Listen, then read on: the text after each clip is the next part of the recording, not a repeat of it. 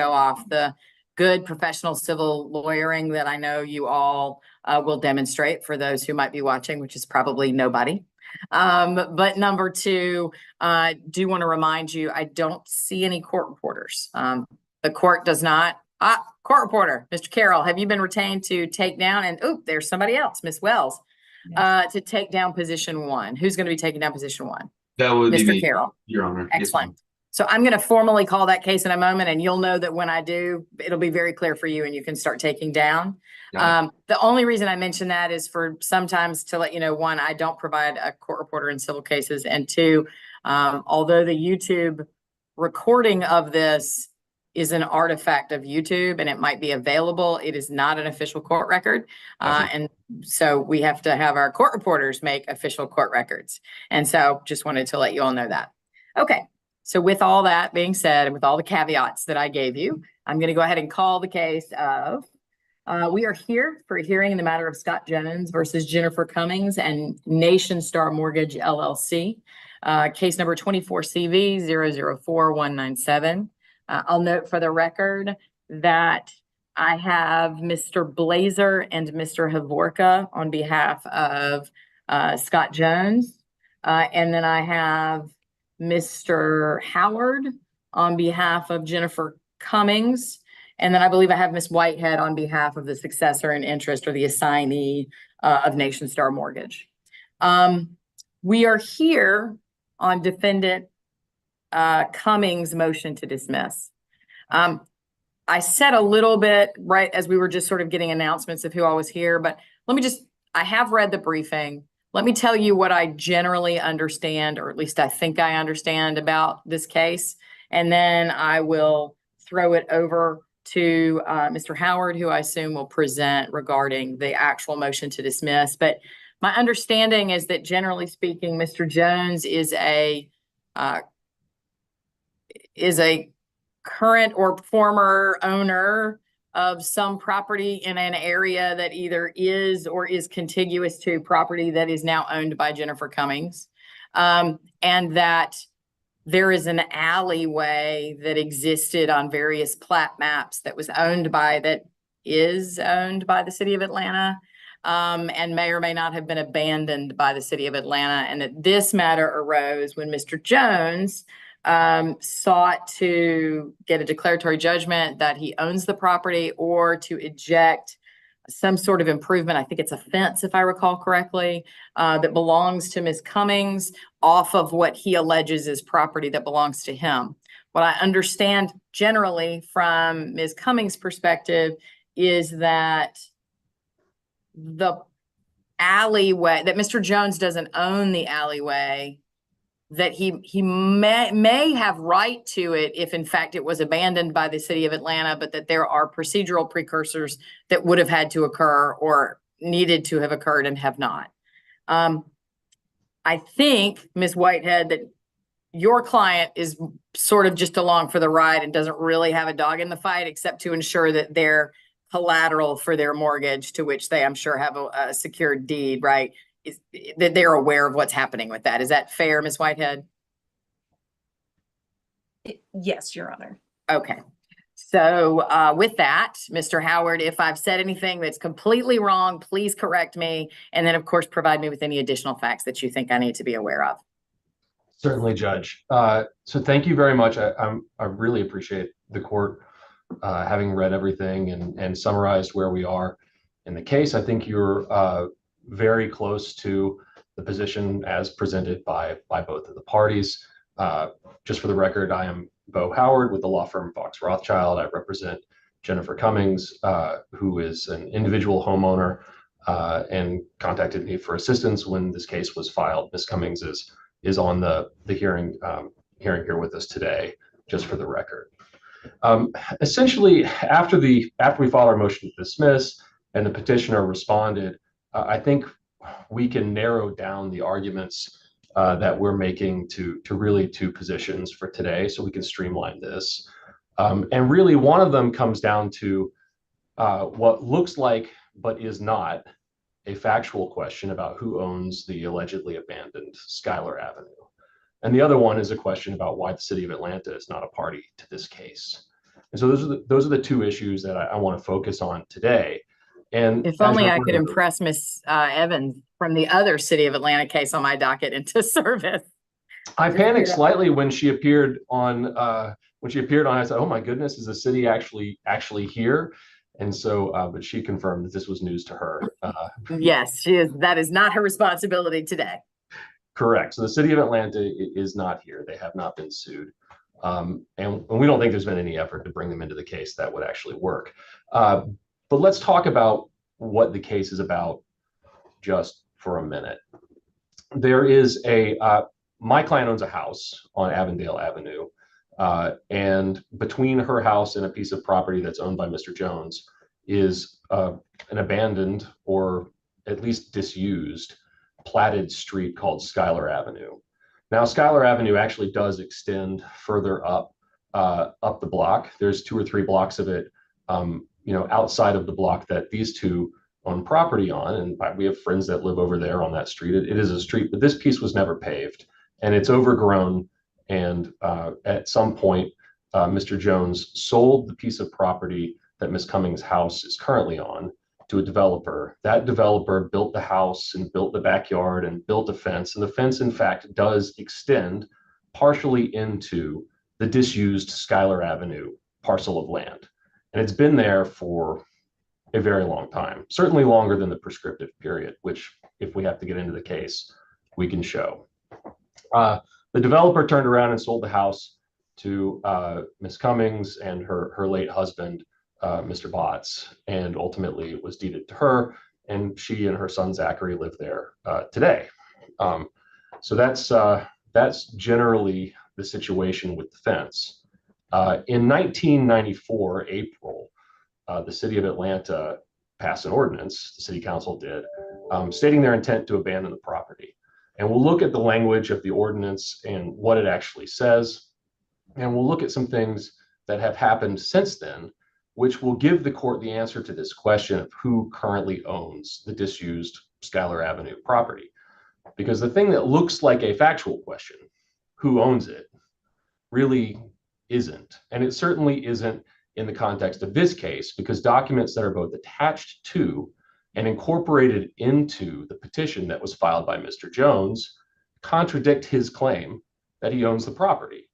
And the law is pretty clear, and I'll cite chapter and verse as we get into the argument, that if there are documents that are attached to and incorporated into the petition, and those documents contradict the allegations of the petition, you disregard the contradictory allegations and you go with what it says in the document.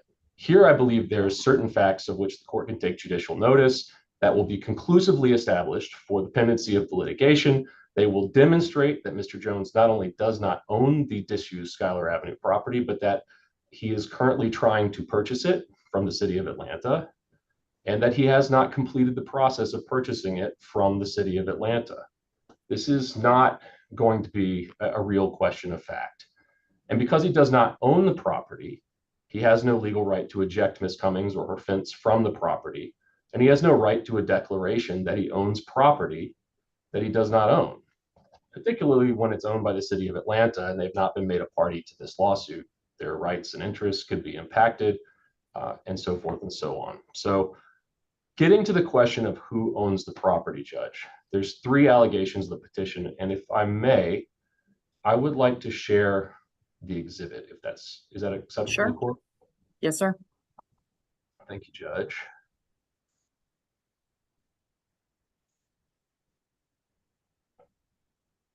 Okay. All right. What I have on my screen is a copy of the summons. Is that what everyone else sees? Yes. Okay. And so if we scroll down through the summons in this case, we get to paragraphs, and I apologize, the version that got to my office was very faint, but we get to paragraph 9 here, where the petitioner alleges that the city of Atlanta abandoned Schuyler Avenue on April 4th, 1994, as shown on the attached exhibit C, which is incorporated herein. So we'll look at that exhibit in just a minute and see what it actually shows. And I can show you that the abandonment, or the alleged abandonment, was more of an intent to abandon pursuant to a process which never in fact played out. which can be demonstrated by the other documents that we're going to look at. In paragraph 10 of the petition, the petitioner stated that on July 18, 2023, Mr. Jones recorded a 44-220 affidavit. And Judge, if you haven't looked up that statute, it essentially says that a party can record an affidavit in the real property records and it will be evidence of the facts stated therein to all of the world. It's kind of one of those all of the world statutes. And I recorded the affidavit, and he says in deed book 66998, page 618, aforesaid records establishing his claim to the abandoned Schuyler Avenue. So he tells us in the petition that he recorded this affidavit. He tells us where to find it. It's in the Fulton County Superior Court records. He tells us the deed book and page number where it can be found. And he tells us that the affidavit establishes his claim to the abandoned Schuyler Avenue. So he is relying upon this document for his petition in this case. And I'm going to show you what this document says in just a moment. And I think Your Honor is going to find it telling. And then in paragraph 11, the petitioner states that on November 1 and 9, 2023, counsel for Jones sent to defendant Cummings letters via Federal Express, true and correct copies of which are attached hereto as Exhibit D and incorporated by reference herein.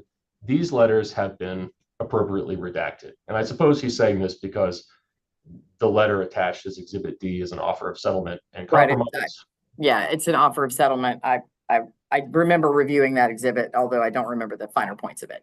I think the dollar amounts that were being offered have been redacted, but I suppose it's there to demonstrate that the petitioner tried to settle this matter before filing suit, which is fine. It's just that it also shows what I'm telling you, which is that as of the time that he sent this letter on November 1st, 2023, he did not own the property at issue. And so Mr. Howard, let me play devil's advocate for a moment, right? Because I mean, at face value, what the documents say, and certainly what the official court records of the Fulton County Superior Court Clerk's Office, Property Records Office say, is that it doesn't say that property is owned by Scott Jones, right? It says it's owned by the city of Atlanta. I'm not going to argue with you there, but I think what I understand Mr. Jones, at least partial position to be, is that he doesn't have to hold actual title. He can hold equitable title. And if he's claiming equitable title, is that not a factual dispute that must be resolved by the court hearing evidence not at the motion to dismiss phase? I don't understand him to be saying that he holds equitable title. I think what he has said in his petition is that at all relevant times here too, he holds legal and equitable title, which he said under oath, by the way. It's a verified petition. And what I can show you is that not only does he not hold legal title, he really doesn't hold equitable title either. And the reason that, I mean, we have a slight disagreement about the way that this works, and I don't think that this is a fact issue. This is more of a legal issue, so the court can resolve it. But the petitioner's position is essentially that as of 1994, April, when the city entered its ordinance abandoning Schuyler Avenue, it was at that point split down the middle and it attached to the adjacent landowner's property. Now, at that time, Mr. Jones was both adjacent landowners. So however you slice it, both of those parcels of property under their theory would have gone to Mr. Jones, the half that went to the lot that is now owned by Ms. Cummings, and the half that would attach to the lot that is currently owned by Mr. Jones. So under that theory of the case, he claims now in his response to the motion to dismiss that he has owned that parcel or portion of Schuyler Avenue since April of 1994. It's just that if you look at the ordinance, which I'm going to show you, it doesn't state that the property was actually abandoned as of that date. It states that the city intended to abandon it and that there were some steps, and we can show you that those steps haven't played out. And then it states at the very bottom, which I'll show you in just a moment, that anything about the law to the contrary of how this particular ordinance is written is hereby repealed or overruled, meaning that however the law ordinarily works regarding abandonment of property is not going to work here. The city of Atlanta specifically said, look, We think the property should be abandoned. We're going to authorize a certain department of the city to appraise it for its fair market value. We're going to author the mayor of the city to issue a quitclaim deed. And anything to the contrary of this process is hereby repealed. And then we can show you in the documents that we're about to review that the city and Mr. Jones, in fact, started to go through this process not 20 years ago, but last year. Mr. Jones started to process of trying to purchase the property from the city of Atlanta, and in his own signed writings and in his own sworn affidavit and in his own writings to Ms. Cummings, including attachments to the petition showing that he was trying to buy the property at its fair market value. And the city of Atlanta does not deem this property to have been abandoned at all. They're still trying to dispose of it, which is shown clearly in the real property records and the fact that there's no tax parcel number and he hasn't been paying taxes on it for 20 years and so forth and so on. So ordinarily those would be matters of proof. But in this case, he attached so much stuff to the petition and put so much stuff into the real property records that he simply can't make this claim that he owns the property. And so I want to show you, if I can, Judge, Exhibit D first. And Exhibit D is a letter from Robinson and Blazer LLP to Ms. Cummings. It's dated November 1, 2023. And this is attached to the petition. I've highlighted some relevant portions of it. In the second full paragraph, the petitioner's counsel wrote that Mr. Scott Jones was the only one who complied with the city of Atlanta's criteria to purchase the portion of the abandoned Schuyler Avenue between 1085 and 1097 Avondale Avenue. So we can see right here from the document that the city was requiring someone to purchase this property. And then he writes, Mr. Jones has tendered to the city all of the money is required by the city. Now, tendered, of course, legally doesn't mean that the money Doesn't mean he's paid. actually given the money. Gotcha. It means he's offered to give the money. He's offered to give the money. It states that he has obtained appraisal surveys and satisfied all other criteria imposed by the city. And then counsel writes, there is no question that Mr. Jones is entitled to a deed to that portion of the abandoned Schuyler Avenue. So he's stating his entitlement to a deed, which obviously, therefore, he does not have. And he writes, Mr. Jones expressly reserved his rightful claim to all of the abandoned Schuyler Avenue, claims that he reserved a claim to it, not that he actually has ownership of the property. And in the fourth full paragraph, counsel wrote to Ms. Cummings that if she doesn't agree to help Mr. Jones purchase the property from the city of Atlanta, he's going to file a lawsuit with this court seeking a declaratory judgment, excuse me, declaring that Mr. Jones does in fact have the sole and exclusive right to purchase the portion of the abandoned Schuyler Avenue between Edie Avenue and Avondale Avenue. So what he's saying as of November of 2023, and he attached to the petition, is not that he owns it, it's that he has the right to buy it. Now, why does he think he has the right to buy the property? We can go back to the petition, and in paragraph 10, he tells us that his 44-220 affidavit establishes his claim to the abandoned Schuyler Avenue. I apologize, my throat is killing me. Ted, go ahead. Take a moment. If you need to clear your throat, get something to drink. I will soldier through, Judge. If you can do this from a hospital, I can do it when I'm choked up. All right. This is what I'm showing you now, Judge, is Exhibit 1. We filed it yesterday pursuant to the notice of hearing. Court asked us to make sure we had all exhibits on file. This is the affidavit that is referenced in the petition. And so we filed this attached to a notice of exhibits and request to take judicial notice. I can cite law to the court if it needs it as to why it would be appropriate to take judicial notice of this document. We found it through the Georgia Superior Court Clerks Cooperative Authority. It's right exactly where petitioner said it would be. Deed book page 66998, page 618, and it contains his affidavit and at least 2 attachments to his affidavit, which are significant to this case that I want to walk through. We can see that the affidavit was prepared and filed. Excuse me. It was recorded on July 18th, 2023. I'll note that it was signed the day prior, just so the record permanently reflects that it was signed on my birthday of last year. And it was filed by Robinson Law, PC, so the attorneys in this case. And Judge, in the third paragraph of the affidavit, Mr. Jones writes that on May 25, 2022, the undersigned elected to purchase the abandoned right-of-way appraised at the appraised market value from the city of Atlanta, as shown in Exhibit C, attached here to and incorporated by reference herein. So as of May of 2022, Mr. Jones had, quote, elected to purchase this property. Now, if he claims that he owned it, electing to purchase it is an odd thing to do. And I'll show you that he, in fact, didn't own it. He didn't really have equitable title to the property either in his own signed writing. But Exhibit C to his affidavit, and I'll just scroll down and show you, is actually a document that's titled Petitioner's Election to Purchase Abandoned Right-of-Way at Appraised Fair Market Value.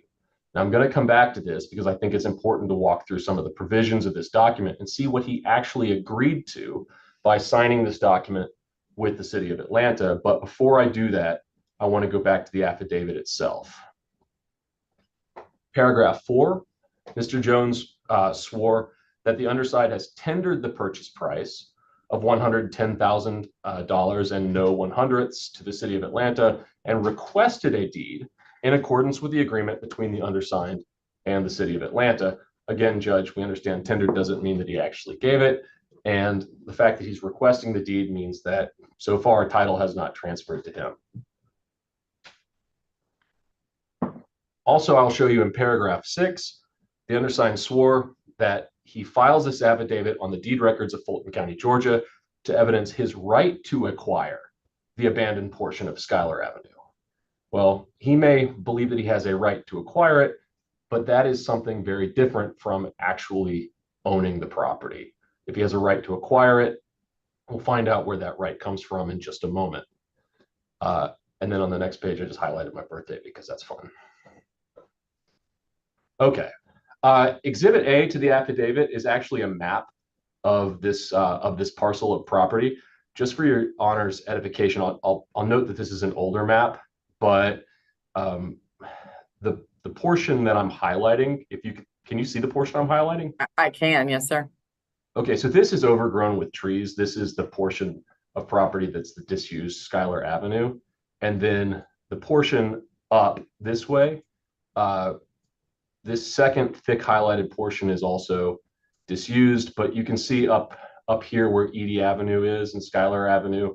These are real streets up here. So there's this, it's 2 lots deep, this disused portion of Schuyler Avenue. I'm making an X on the piece of property where Miss Jones's house currently is. And then over here, I'm making a Y on this piece of property here where I said Miss Jones, but I meant Miss Cummings's house is over here at the X, and Mr. Jones's property is over here at the Y. He owns both of those parcels there. I believe that is correct. Certainly, Okay. he's abutting this Schuyler Avenue piece. I think this is his. Okay. So that's and then Avondale Avenue is a long street. It comes down, and then like Grant Park neighborhood is kind of up and to the right over like up here. So this is all Grant Park. Nice area, zoned for good schools. This is, all right. So here is the election to purchase the abandoned right-of-way that was attached to the affidavit that is in the Fulton County Superior Court real property records, and which was referenced in the petition. I highlighted some portions that I think are relevant to the discussion today. I will note that the City of Atlanta, it's on City of Atlanta letterhead. I'm just going to call this the agreement because that's essentially what it is. It's an agreement to purchase. And it states that on behalf of the Commissioner of the City Department of the Atlanta Department of Transportation and some other sub-entities, the city is facilitating the process of disposition of a portion of the identified abandonment to the herein identified petitioner. And in furtherance of this process, the petitioner herein agrees to the following terms and conditions. So the petitioner here, like in our case, is Mr. Jones, and this is what follows is what he and the city have agreed to. In paragraph A, you'll see that the city and Mr. Jones agreed that the purchase shall be the fair market value as established by a professional appraiser in the amount of $110,000. So you can see that that's consistent with the city's ordinance, which I'll show you, which is that they were going to have it appraised and sell it for its fair market value. And this says that the sale is subject to a pending approval by the Transportation Committee prior to the issuance of a deed to the property. So clearly the city still owns this property. In paragraph B, the petitioner affirms that they are the current legal owner of record of the abutting right-of-way or have a recorded legal right to acquire the abandoned portions as identified in the attached exhibits. So he's telling the city under contract that he owns the adjacent parcel of property and he has a right to acquire the abandoned portion of Schuyler Avenue. Not that he owns it yet, just that he has the right to acquire it. In paragraph C, Mr. Jones acknowledges that title will be transferred by a quitclaim deed. So if title to the property is going to be transferred by a quitclaim deed, clearly the city owns title. They're going to transfer it to Mr. Jones by a quitclaim deed.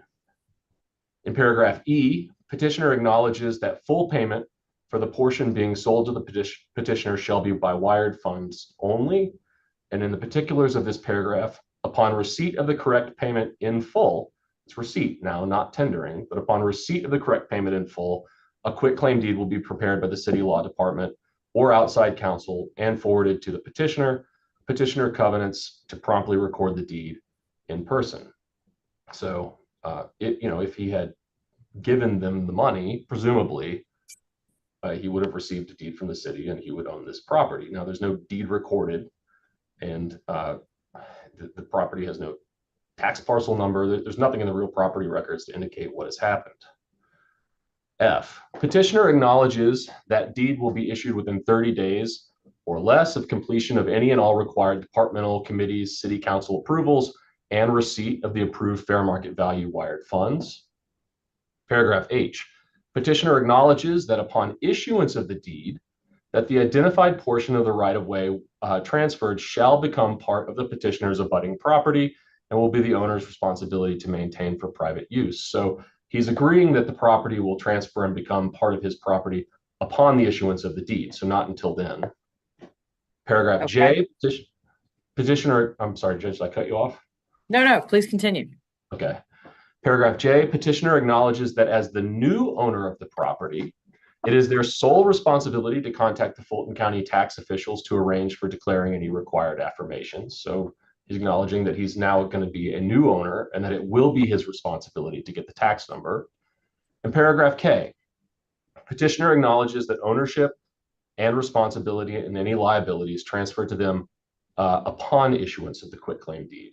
So right here in paragraph K, attached to his affidavit, he acknowledges that ownership of this tract of land is going to transfer to him upon the issuance of the quitclaim deed, which has not happened. He signed this on May 25th, 2022, and he signed it in front of a notary public, and he attached it to his affidavit. So we know that this is petitioner's agreement.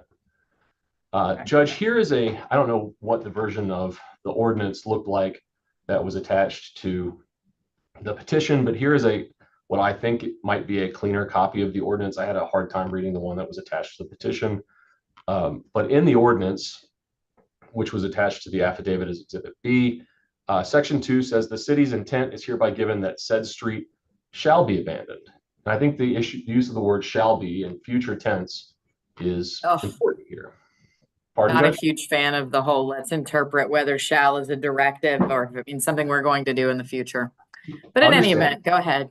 Okay, I will not belabor the point. I understand where your honor is coming from, but in this particular case, Section 4 of this ordinance states that the Director of Purchasing and Real Estate be and is hereby authorized to appraise said street to determine its fair market land value, which we know, which we believe has happened based upon the agreement that petitioner signed. And then Section 6 says that the mayor be and is hereby authorized to execute a quitclaim deed to said street, which would appear to be the means by which the property would be transferred from the city to the subsequent owners, presumably the adjacent property owners. And then we have Section 7, that all ordinances and parts of ordinances in conflict herewith be and the same are hereby repealed. So here's what the city is saying in this ordinance is that we're going to abandon the property. We don't have any use for it anymore. We're going to appraise it for its fair market value. The mayor can issue a quitclaim deed, and any ordinary practices reflected in the ordinances that are contrary to this, or we're not going to worry about that. This is the process we're going to follow here. So, Judge, based upon Mr. Jones's own statements in his demand letter to my client that he wants to purchase the property and she's standing in his way of doing that, based upon his affidavit, which states that he's entitled to purchase the property, but somehow can't seem to get it done. So he wants everyone to know that he's entitled to purchase the property. And based upon the actual terms of the agreement that he signed with the city of Atlanta, stating that he will not own the property until the quitclaim deed is issued, based upon the fact that no quitclaim deed has been issued, and the fact that the city of Atlanta's ordinance states that the way the property is going to be transferred is by quitclaim deed, I think it is conclusively established that Mr. Jones does not own this abandoned portion of Schuyler Avenue. So that's he says that he does in his response brief. Well, I think more importantly, I mean, I think, and not to cut you off, but where I might transition to call upon your opposing counsel to begin is the standard on a motion to dismiss, which is a high one, right? I mean, we all agree that it's not necessarily easy to dismiss litigation because the court's not concerning itself with the substance or the facts. Rather, what the court is supposed to look at is whether under any set of provable facts, the party is entitled to the relief that they seek, essentially. And so I think I understand your position to be, because of the documents that are attached, Mr. Jones cannot prove that he owns the property. And if he cannot prove that he owns the property under any set of provable facts as of now, then he wouldn't be entitled to the relief he seeks, which is a declaratory judgment declaring that he owns the property and an ejectment of any encroaching improvements. Is that in a nutshell? Yes, Judge, that's the position. And if you'd like, in one sentence, if he wants to get a declaratory judgment from this court that he owns this property in the city of Atlanta, therefore it does not. The city of Atlanta is obviously a necessary party to the litigation. They have not been made a party to the litigation. We don't think there's any serious effort to make them a party to the litigation.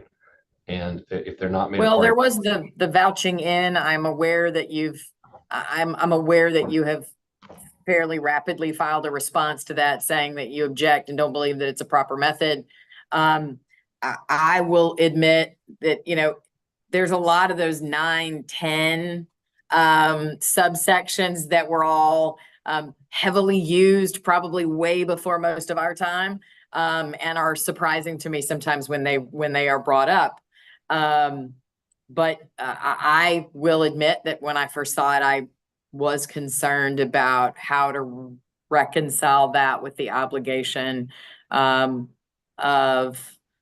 leave of court to amend, to add a party, proper service issues for a non-party, to give them notice and summons and all sorts of things.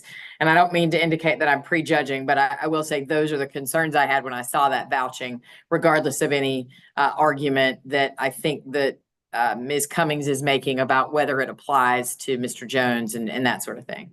Understood. And I don't think our objection to the notice of vouching is ripe, and I don't mean to argue it here.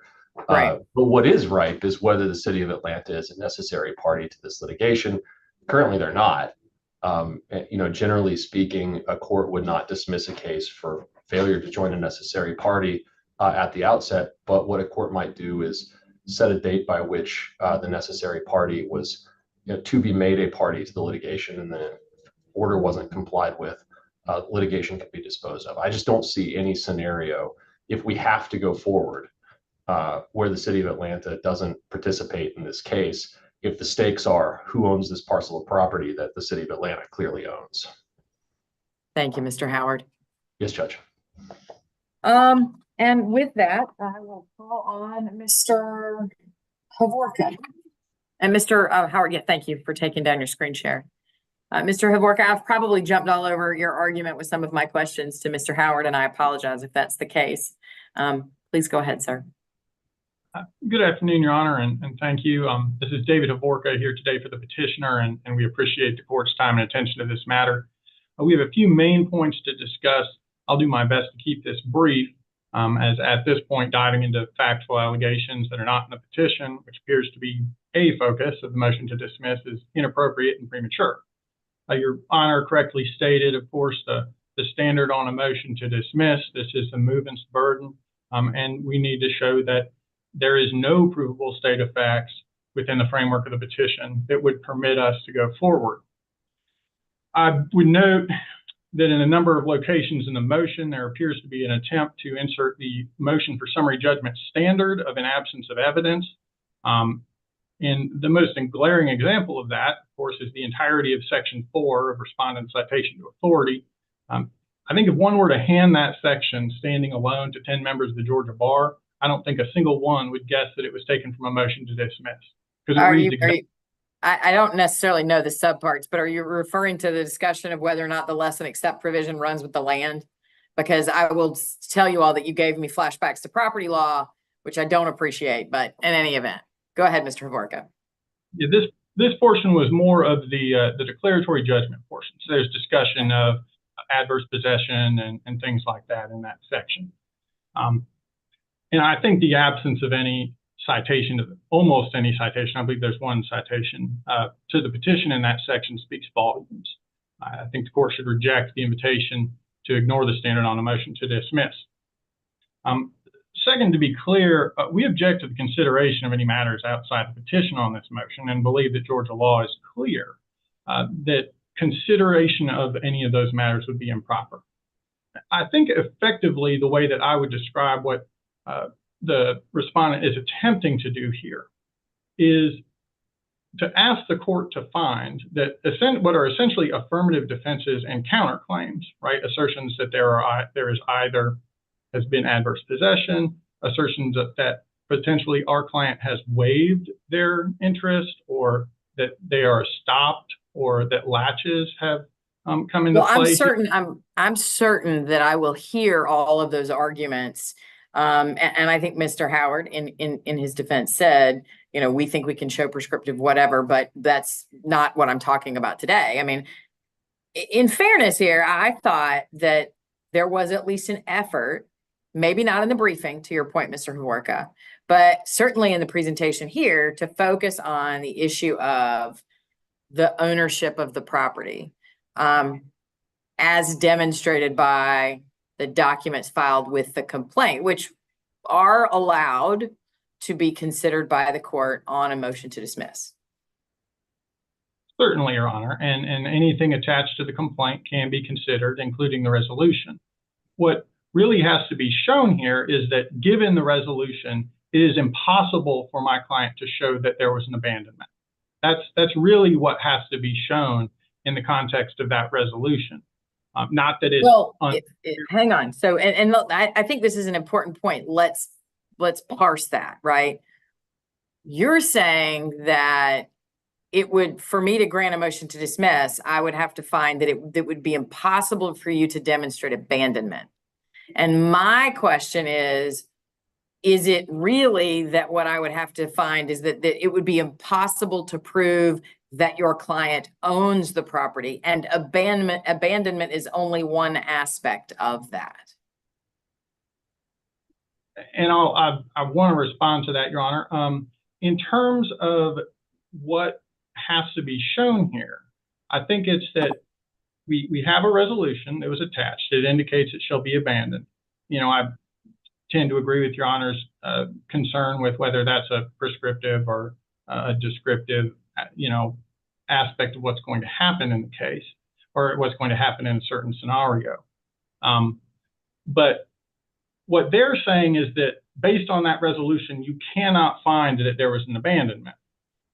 And now I agree that the issue of whether or not our client owns the the property is an issue in the litigation, but their basis for claiming that at least we don't, or that our basis as between the two parties, the complaint is that there's adverse possession and things like that. I think what's really being asserted here by the respondent is more in the nature of, look, Jones did something and then he took a bunch of contrary actions or arguably contrary actions in an effort to resolve the case, right?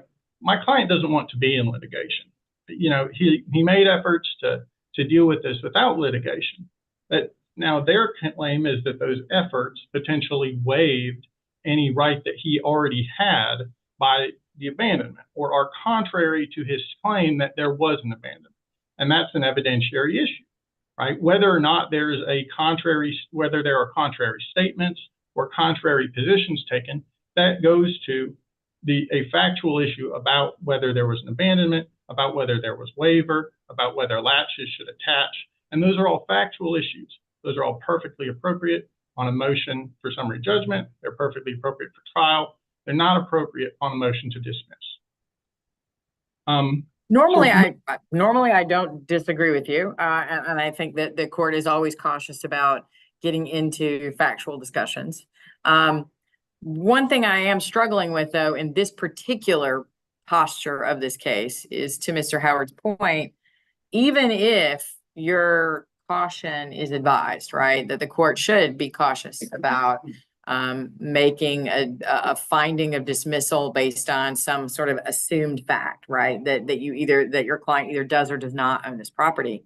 It does sort of beg the question, why not resolve this issue by punting the motion to dismiss and instead ordering you to make the city of Atlanta a party? Because even if your client owns the property by prescriptive, claim of some sort, as opposed to by a formal deed that can be demonstrated to the court, which I assume would be attached to the complaint if it existed. So, but I don't know. Isn't there? Let me back up and say this more clearly. I think, as I understand it, Mr. Jones's primary concern about Ms. Cummings, why she is a defendant here, is because of an improvement that encroaches onto a piece of, not the entire property, but an improvement that encroaches onto an allegedly abandoned piece of property that he says he has some sort of title to, whether legal, equitable, prescriptive, whatever, right?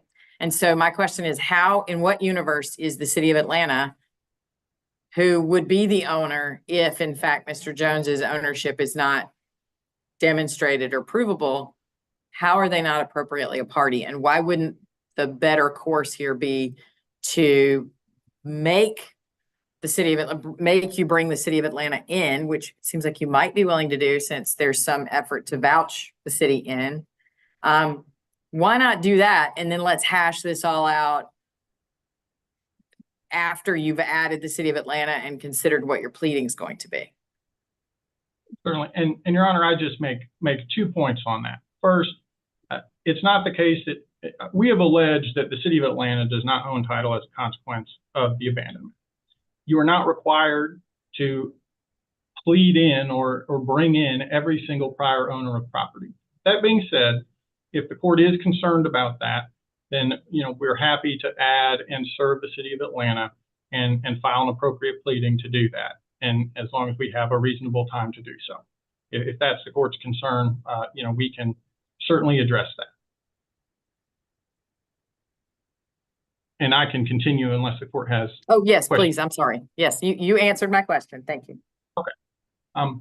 One additional a point that I would just sort of go through is that there's not a requirement for us to have a deed in order to sustain a ejectment action. We've cited to a number of cases in support of that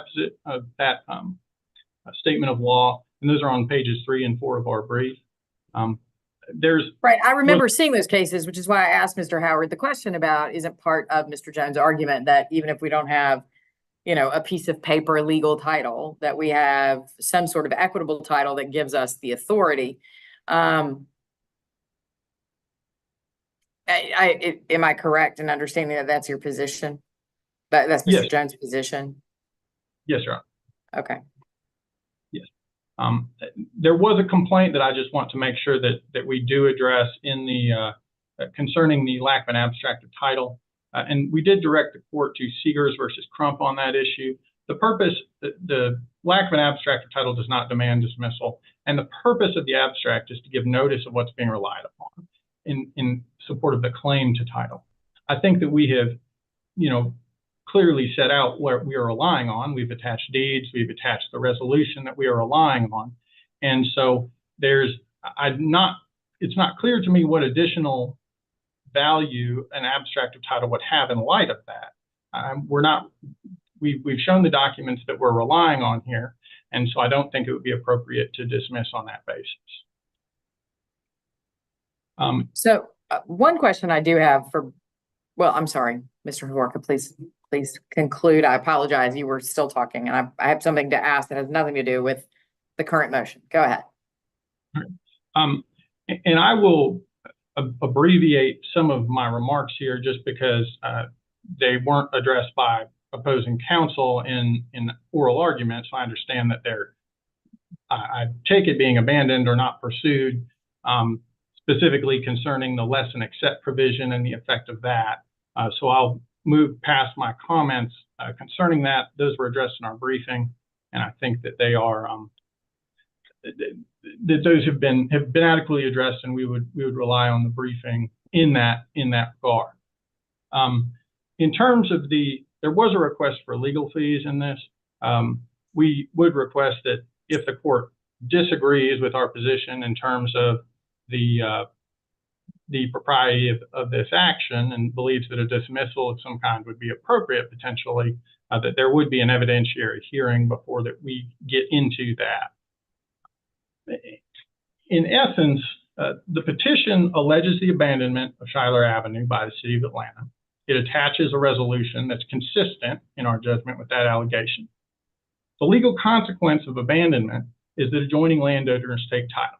Our client was one of those landowners. The petition includes the deed by which our client reserved his interest in the land that was acquired as a consequence of the abandonment, and the resolution predates that reservation.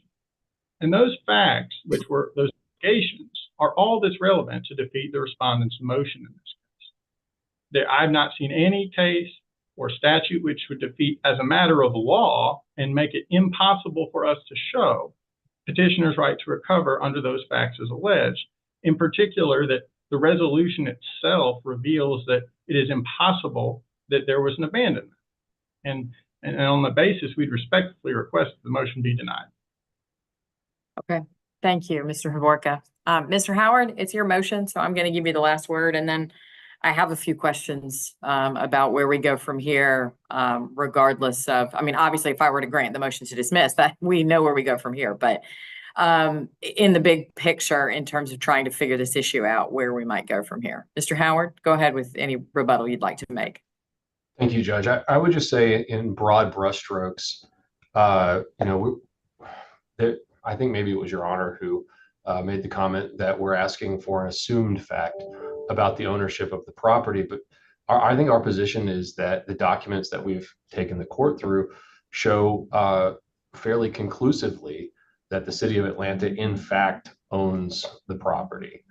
And that the petitioner in this case has signed a contract in which he agreed that the City of Atlanta owns the property. If his position is that I may have falsely agreed that the City of Atlanta owns the property so that I could give them $110,000 to purchase property which I already own, that is so beyond the pale of what any reasonable person would do that it just cannot be the way that the court looks at those documents.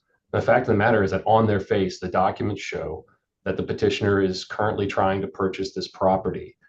And there's additional evidence that we can get into in the case down the road. It's just that it's going to cost a lot of money for an individual homeowner to defend a litigation where the petitioner says that he has legal and equitable, but legal title under oath to this parcel of property that he's also currently trying to buy from the City of Atlanta.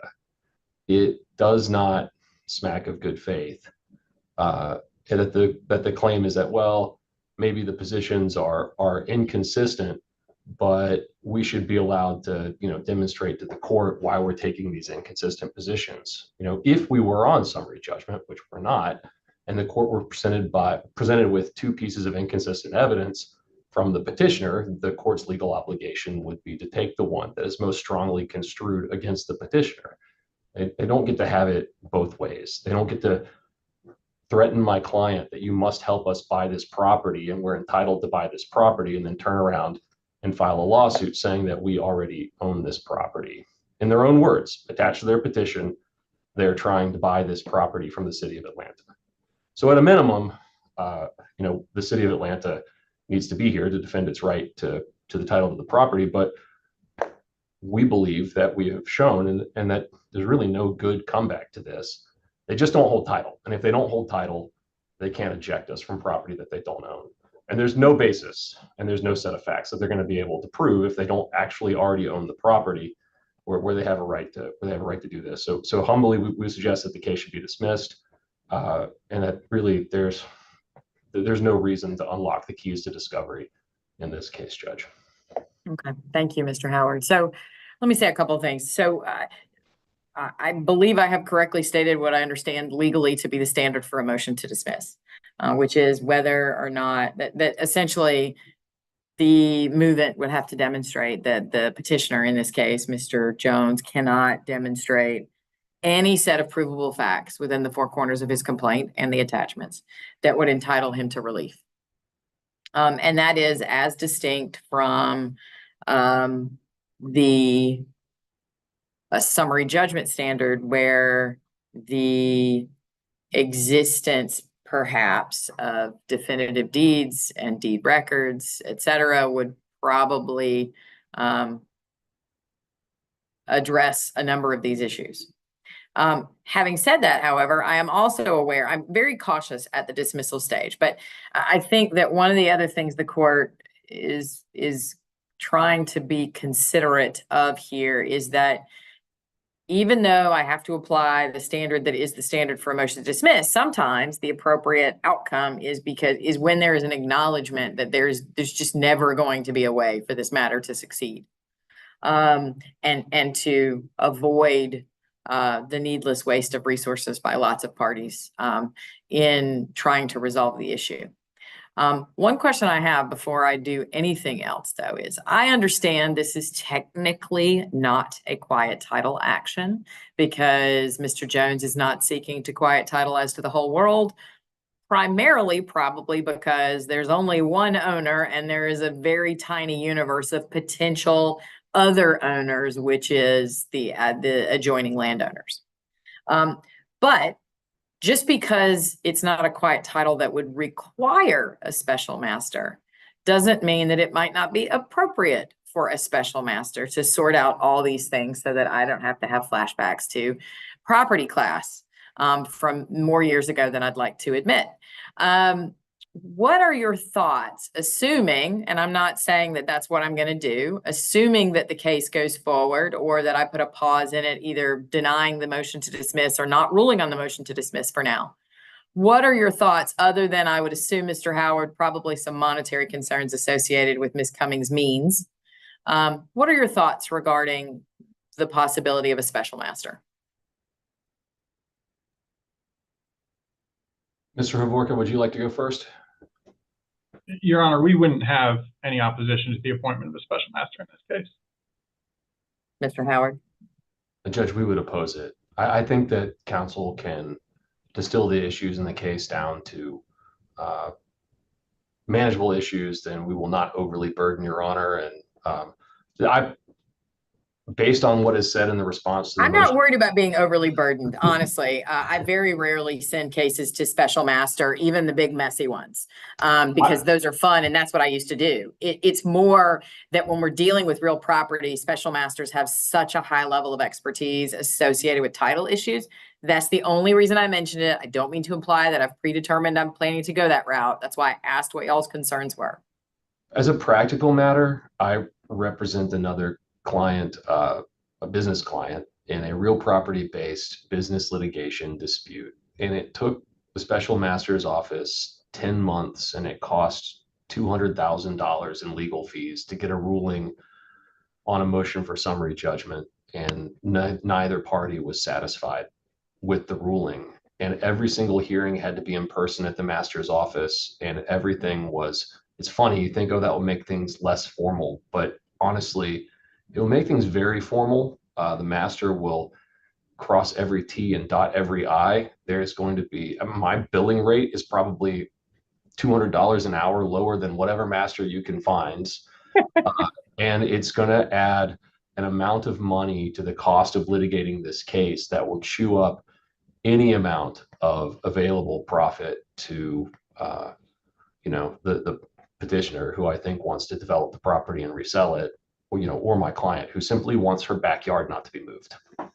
Okay. It's gonna be very expensive. So we would just humbly request you, please don't do that. I think your honors got it. We're happy to help you through it, and please don't put that cost on us. Okay, fair enough.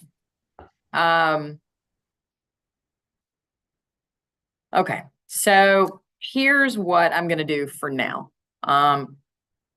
For now, I'm gonna tell you that I believe that the city of Atlanta is in fact an indispensable party in any universe, right? Even if ultimately Mr. Jones is able to successfully demonstrate that he had some equitable title at or in 1994 or later as a result of the abandonment by the city. I think that what I'm inclined to do is so if I order you to amend the complaint and to add the city of Atlanta, I think that's going to require you to, one, it will obviate the voucher issue. Number two, it will require you to allege facts relative to the city of Atlanta, which may affect how you allege facts relative to Ms. Cummings. Because of that, ultimately, that means that it might, anytime you file an amended pleading, there's always the hope that it obviates or addresses the concerns the court has about the dismissal and whatever the inadequacies or alleged insufficiencies of the complaint are. And so I think what I'm going to do is I'm going to order Mr. Jones to file an amended complaint no later than, hang on, I'm trying to find a calendar really quick. Today is the 11th of July, no later than the 29th of July. And I'm doing that on a less than 30-day basis in an effort to keep the trains moving on this case. So that would July the 29th, that adds the city of Atlanta as a party. Now it's entirely, Mr. Jones is the master of his own complaint. And so all he needs to do is add the city of Atlanta and determine how he needs to, what he needs to allege to include them as a party. Even if that is only as a prior interest holder or whatever Mr. Jones, however Mr. Jones might characterize the nature of that. To the extent, however, that Mr. Jones chooses to, come in, hang on just 1 second, I'm sorry.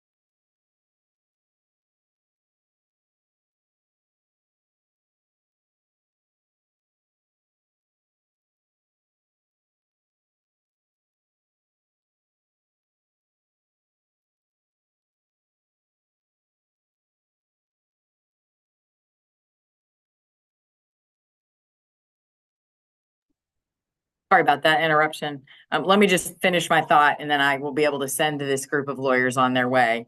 Okay, so I'm gonna order the plaintiff, as I said, to file an amended complaint that adds the city of Atlanta by July the 29th. If y'all choose to add additional change, amend in any way, what allegations you've made relative to Ms. Cummings, then Mr. Howard, may choose to move in whatever way he wishes to. If he does not believe that the amendment addresses his concerns, then he's free to re-urge the motion to dismiss. In the interest of frankness, I will tell you that if the facts play out the way they've been characterized, not sure the outcome would be the same on a summary judgment as it probably is going to be on a motion to dismiss right now. But I do think that for now, getting the city of Atlanta into this case and figuring out where they fit and how their presence will affect the outcome of the case is the better play for now. And what I will do is reset a hearing date, which y'all can tell me we don't need, if and when we get to that point. But that hearing date will be, I'm going to issue an order that has these dates, or a notice anyway, that has these dates in it, but it will be the response, if any, to tell me I'm moving to dismiss or whatever by Ms. Cummings will be sometime in early to mid-August. And then I'm going to try and set another hearing at the end of August, assuming the city of Atlanta has been served and answered, and we can figure out where we are from there. As I said, I'm gonna ask Mr. Freehoff to draft just a very brief order that gives you all those deadlines and gives you specific deadlines, because right now the only one I've given you is July the 29th. And it will be combined with a notice of hearing that, again, if y'all resolve the issue of a dismissal, then tell me we don't need to have that hearing and we won't have that hearing. For now, I am not going to appoint a special master, but I am also not going to rule on the motion to dismiss in the event that perhaps an amended pleading will address some of these issues. Anything else? One question, Judge. Yes, sir, Mr. Howard. Would your honor's order please specify whether I need to answer the amended complaint on behalf of my client? Because otherwise I would be inclined not to incur the cost. Right, you don't have to answer an amended pleading, and it had not been my intention to order you to do so, which is why I had indicated that if it continues to contain the same deficiencies that you've alleged here, right, to your way of thinking, you're free to simply re-urge the motion that you've already submitted. And so I did not order you to answer intentionally, because Georgia law does not require one unless I order you to give one. Got it. Thank you so much. Thank you all. I'm going to take a break from all of you for just a moment, and then I'll be back with you. Thank you. Everyone that's here for that hearing is excused. Thank you all. Thank you, Your Honor. Thank you, Judge. Good luck.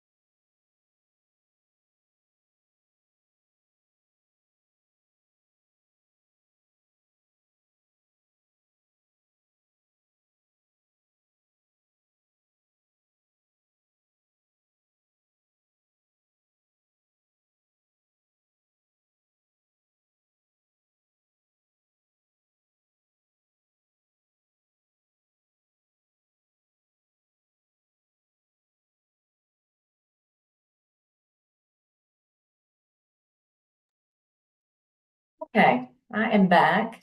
Sorry for the delay and the interruption. But I guess it worked out just as well that it was in between hearings.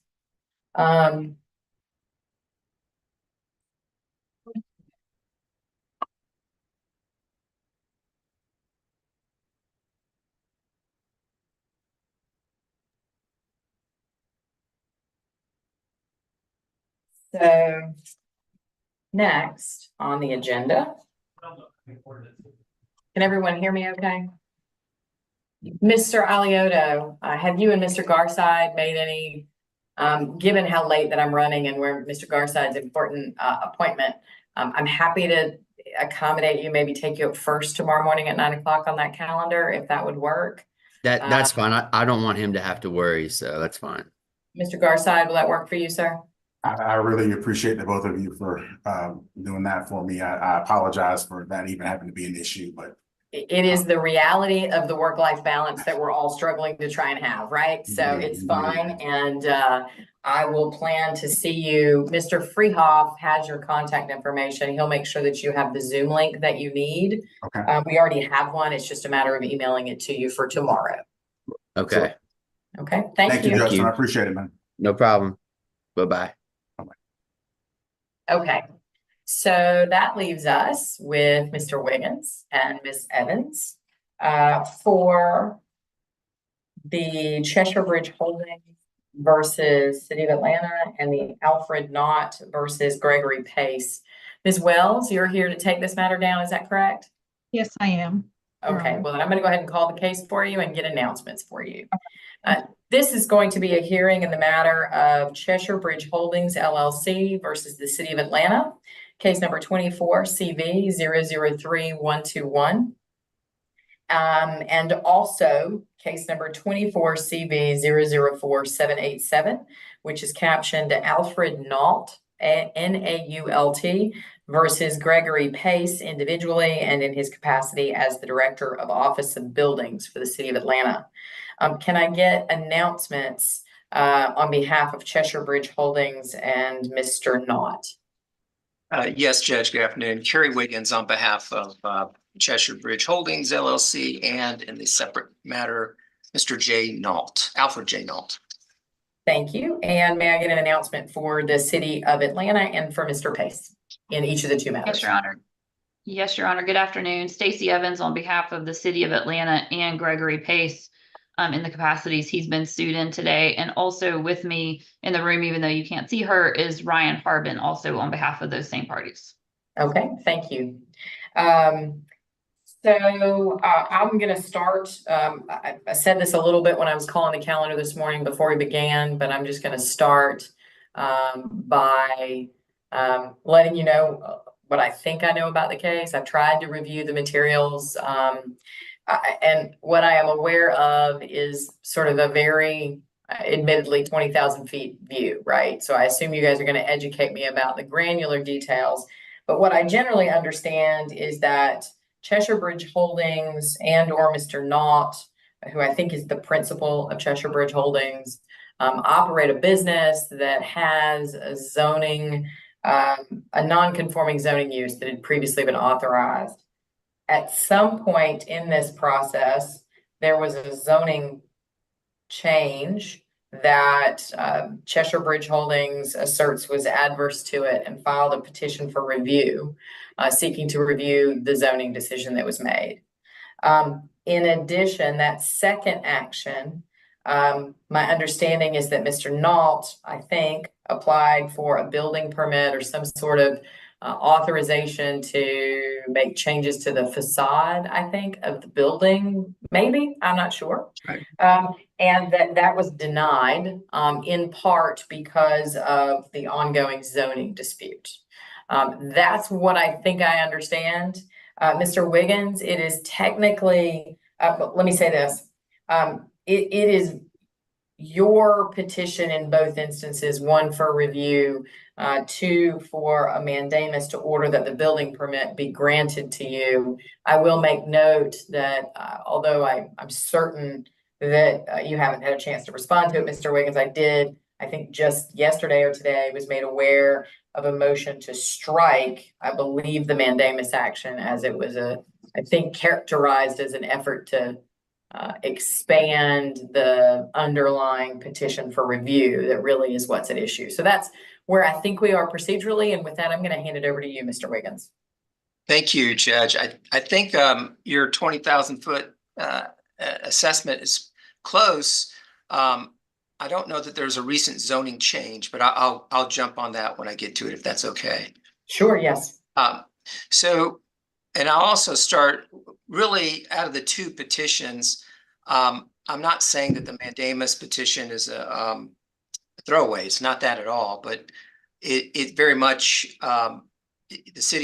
my understanding is that the city is holding up the issuance of a building permit simply because of the litigation that we're about to discuss. So I think all my time is going to be spent, all of my time is going to be spent on the petition for review, if that's okay. Go ahead. Yes, sir. Yeah. So this is can I screen share? Yes, sir. Okay. Maybe I'll start with from the city's filing of the record on the petition for review. This is PDF page 27. It's Bates stamp 24. And what you'll see, Judge, is an email from Miss Angela Blatch to the BZA hearings. I don't have the emails that go along with that distribution, but it's copied with Miss Lineberger, and Miss Vanderland. This is an email from Mr. Ryan Howard that was sent to Miss Blatch the day before the hearing. In fact, the night before the hearing, and it has a link to a petition, and I can link on that, and it'll take you here. And this is a petition, an online petition called Deny Tokyo Valentino Zoning Appeal, why this petition matters, and it goes on.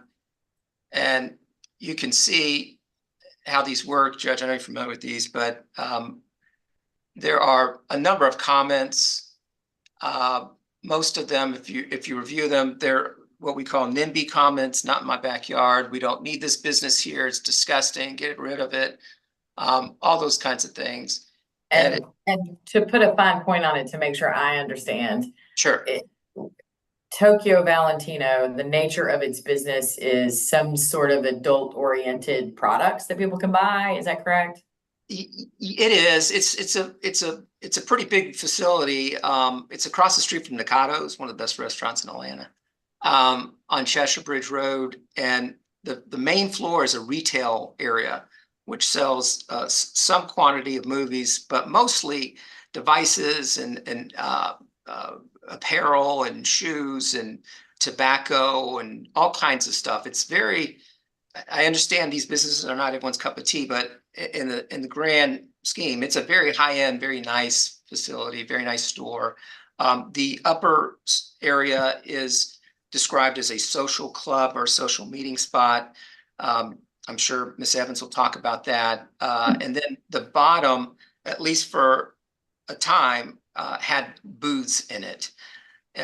Going back to we say 2001, but there's a point of contention on whether they were there from the start, and I'll get into that as well. Okay. So that's the store. This online petition indicates that it garnered more than 1,200 signatures from this imprint, the supporter map. But I don't know. And I tell you I don't know because the first time I saw this is when the city filed the petitions, the record in this court. And this is my starting off point for this whole Board of Zoning Adjustment process that Tokyo has been submitted to.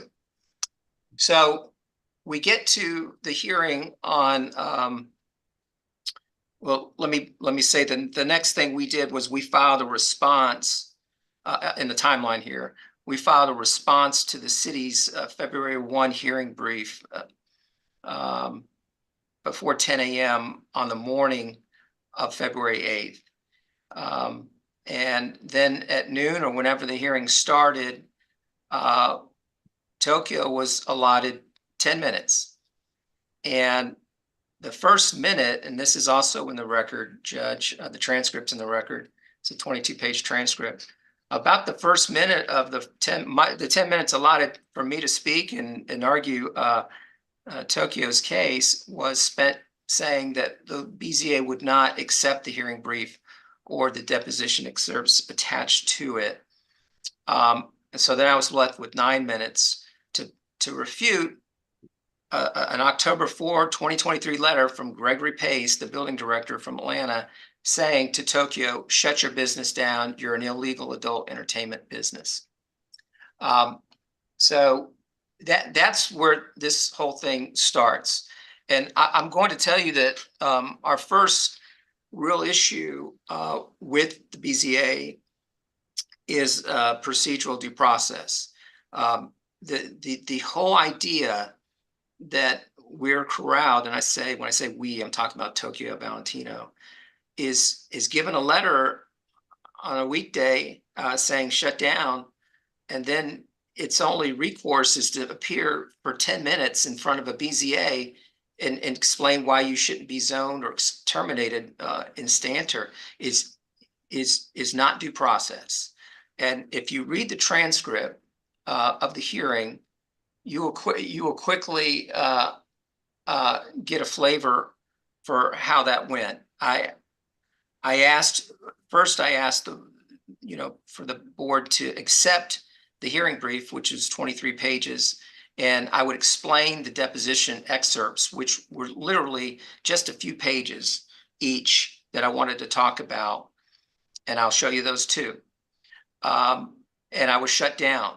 The rules certainly give the board discretion to accept the materials. The rules actually say that, but the discretion's unfettered. Okay, if the board doesn't want to hear it, it doesn't have to hear it. There's no right for me to, even though the rule says I can get the supplemental material in before the BZA has unfettered right to decline to hear it or accept it. On that, after the chairman told me that, I'm talking about the afternoon of February 8th, after the chairman told me he wasn't going to let us put the brief in, I asked for a deferment. The rules contemplate in a couple of places, Rule 6 of the Atlanta BZA rules, contemplate that if the board doesn't have enough information, or even if someone requests it, it can defer a hearing. I was told that wasn't going to happen either. And at the end of those requests, I believe the chairman said, you have 9 minutes and 7 seconds left. And that's the kind of hostility we experienced. I tried to go through as best I could the arguments of why Tokyo did not lose a grandfathered right. And I was told I had, I think, 12 seconds for rebuttal. And at that point, I yielded to Ms. Evans. I got up at rebuttal, and I think I got 10 seconds in mid-sentence, and I was cut off. And that's it. And so let me get into the substance of what we're talking about. That's all procedure. I just want you to get a flavor. And no one told me, or my client who was there, that a petition with thousands of names had been submitted to these board members the evening before, the morning of. I don't know when they got it. It seems like we distributed it to them. Again, this is information and input that the hearing board had that I did not have. I can't speak for Ms. Evans, but we did not have it. So getting into what I would call the substance of this case. Oh, can I say one more thing about just procedure in this court, Judge? Yes. So when we got the hearing notice, it alluded to your standing order, and we went and looked at it, and I know it doesn't really contemplate petitions for review, But at the same time, it does say after an answer is filed to, you know, the parties to submit a scheduling order, which normally would include discovery and all these, you know, attributes or whatever. But I probably, we probably should have created a hearing brief schedule for this. I think that would be very helpful for the city, for my client, for the court, especially since court's less aware of the facts than anyone. But with this motion to strike that's pending, that was just filed, it really got me thinking that maybe that might be something helpful to the court. You don't have to answer that now. I'm just throwing it out there. Well, first, you're absolutely right, Mr. Wiggins. My standing order is directed at your run-of-the-mill civil, you know, litigation between, you know, two parties, not the sort of quasi-appellate function that I serve when we're dealing with petitions for review and those sorts of things. So you're not wrong in terms of if we, you know, wherever we go from here, that it might not be a bad idea for the parties and the court to get together and talk about what will happen next, assuming things will happen next, other than a ruling on the petition for review. So okay, go ahead. understood. Yep, sure. So so let's go to, let me go to, I'm going to share my screen again, and I'm going to go to the back to 2014 when this was the first indication, and this is again in the city's notice of the record. This is page 61 of the PDF, and date stamp 58 from the city. This notice was issued to Jay Nault, who is a principal at Cheshire Visuals, or Tokyo actually, and it's a cease and desist. You can see right here. No, it's going to let me highlight, but cease and desist operating adult business in rear building downstairs, adult video viewing booths, obtain building permit to bring property in compliance by removing video booths and all adult material. So that was issued in September of 2014. It spawned a BZA hearing itself, which ultimately spawned a federal lawsuit. The reason I'm pointing this out is back in 2014, even when the city was of the opinion that the video booths, which are in the basement, okay, there's 3 floors, the retail is the main floor, the basement's the videos, and the upper floor is the social club. The order was to get rid of the booths. So that's what we're facing. To get rid of the booths or not get rid of the booths. Either way, Code Enforcement Officer Harold Jackson issues this notice saying get rid of them, and that spawns some litigation. We got into the litigation. That was in federal court. It was assigned to Judge Thomas Thrash. I handled it, so I guess I'm at a slight advantage here, but we went back and forth. It went to the 11th Circuit at least twice. It might have gone 3 times. It went twice. And at some point, Judge Thrash, this is his order, the last order granting summary judgment to the city. We ended up appealing from this order, Judge, but this was a summary judgment granted to the city in March of 2020. And on page 33 of his order, he says code section 16-24.005 stipulates that a non-conforming use may be continued so long as it remains otherwise lawful. And then he goes on to say, the record is inconclusive as to whether the plaintiff's activities on the ground floor, and he's referring, I believe, to the retail level, not the basement, of the property have remained within the bounds set by their original business license application. The city contends, however, that the plaintiffs forfeited whatever right they had to operate an adult retail store on the ground floor by operating an adult theater and adult entertainment establishment in the basement. Again, that's the booths in the basement. The city's argument in the court's view necessarily raises the question of whether an occupant's unlawful use of one part of a building or structure negates the occupant's lawful nonconforming use of a different part of the same building or structure. This question does not appear to have a clear answer under Georgia law. Certainly, it is not answered in the cases cited by the parties. Judge, I point this out because this argument that the city has raised here in the petition, or in response to the petition, was thoroughly vetted and presented to Judge Thrash in the federal district court. And Judge Thrash and his whip smart clerks, they agreed it's not clear, just on the facts as presented from the city's view. And if you go to the next page of the same order. Well, let me ask you though, but isn't the argument though, it's not just that so long, they continue indefinitely so long as it's lawful, but isn't it also so long as it's not expanded beyond the scope of the authorized use? And isn't that at least a partial answer to this part of the issue you're pointing out, that if you're not authorized for the expanded use, then does it compromise potentially the entire authorization for the non-conforming use?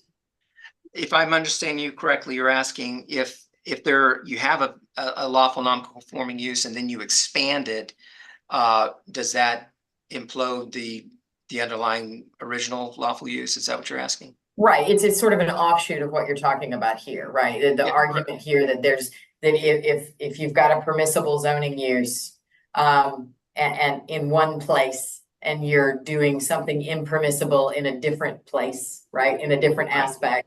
My question is, isn't the law though, not just that a non-conforming use that's authorized can continue indefinitely so long as it's lawful, but isn't the law also that it can continue so long as it isn't expanded? That is the law, and our issue today and our issue with the city is with the remedy, right? Because there are cases like Mount Olympus, which is cited in our BZA hearing brief that was not accepted.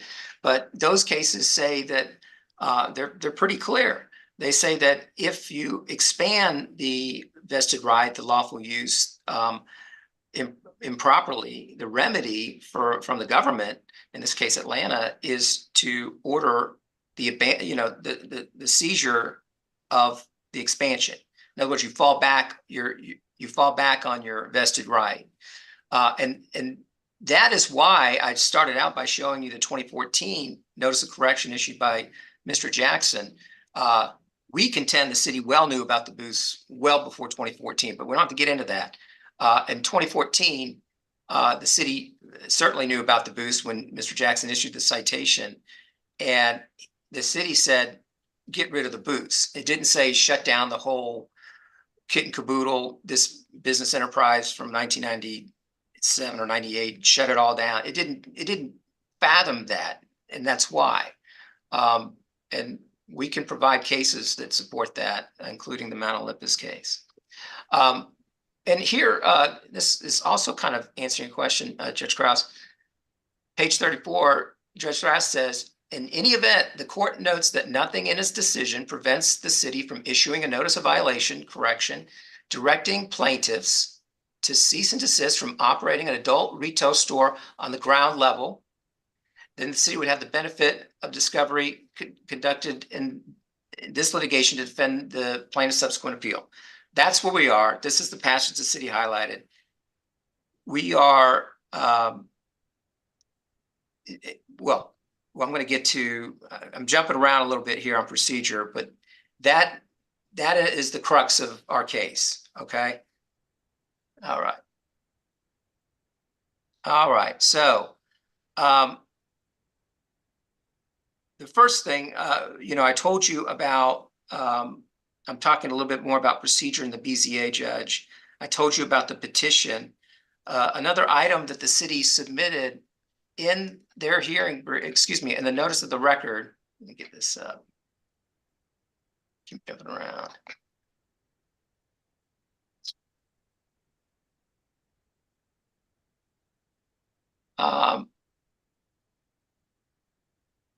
Ostensibly, this was submitted on I believe, February 1st of this year in the supplemental materials filed by Atlanta leading up to the February 8th BZA hearing. This is a memo from Tony Mosley to Gregory Pace dated January 9th of 2023. And he is concluding that he admits that the video booths have been removed from the basement, but he's also saying that he sees other places in the establishment where plaintiffs can enter and have the opportunity to purchase items used for sexual activity. Patrons have access to the ground floor and the second floor by interior stairs.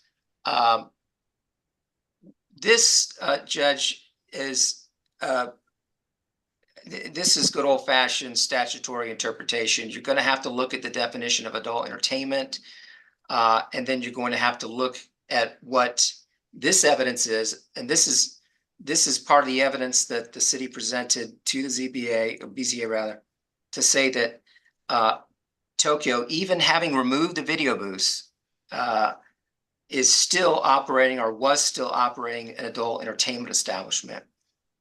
This memo from Mr. Mosley is the city's evidence, along with these pictures, right? And the rest of what they rely on to say that the other space is, and I'm talking about the social space, Judge, and I guess the basement level, it's unclear to me, but the city's certainly talking about the social space on the third floor. They say that there was an investigator that saw two gentlemen in the parking lot on an inspection one day. One gentleman was in the panties and a bra.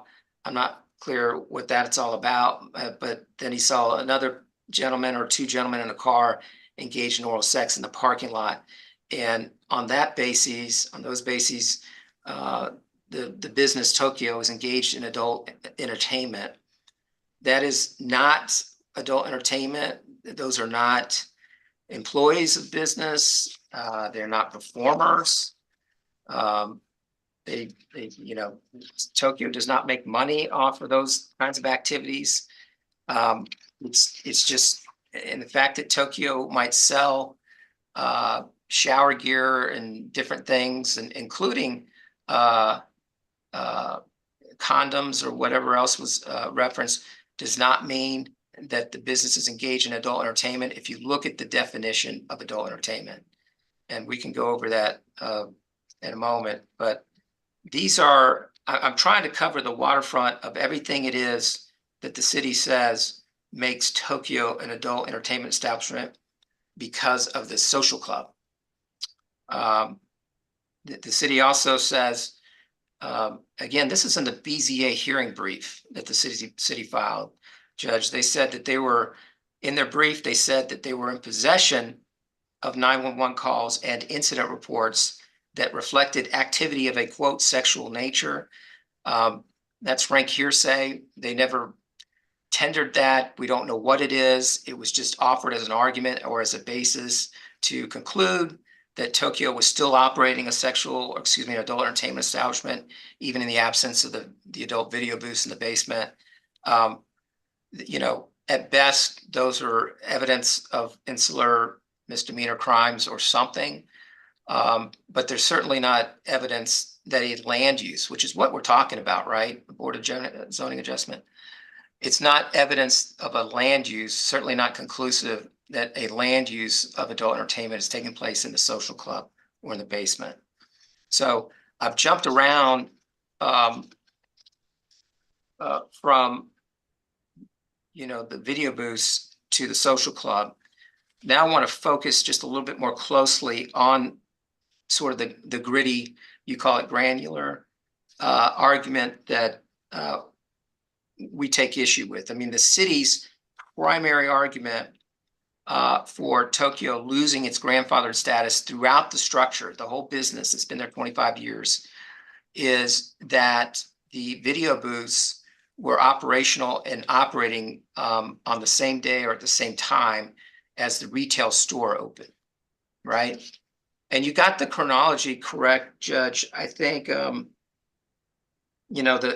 what happened is Atlanta back in 1996, early 96, had an adult entertainment ordinance, and it covered some stuff, but it didn't cover. It covered books and periodicals and things, but it did not cover what are now so pervasive and which are adult toys of all kinds. It didn't cover that, and it actually didn't cover videos, adult videos. And seeing that, Mr. Morrison, on behalf of his company, Cheshire Visuals, applied for a business license in Atlanta to get open. It was denied. He ended up in court in front of Judge Doris Downs, who said that, the ordinance didn't prevent him from getting a business license because it didn't say that adult toys, I'm calling them adult toys, but novelties and sexual devices made a business an adult business. Atlanta, of course, changed its ordinance after Mr. Morrison and Cheshire Visuals applied for that business license, but not before. And so that's the rub, right? So it opened in, I guess, 1998, and there's testimony in the federal case from Mr. Morrison that he opened the video booths at the same time when he opened the retail store. And the argument is that the video booths were illegal adult entertainment or illegal somehow.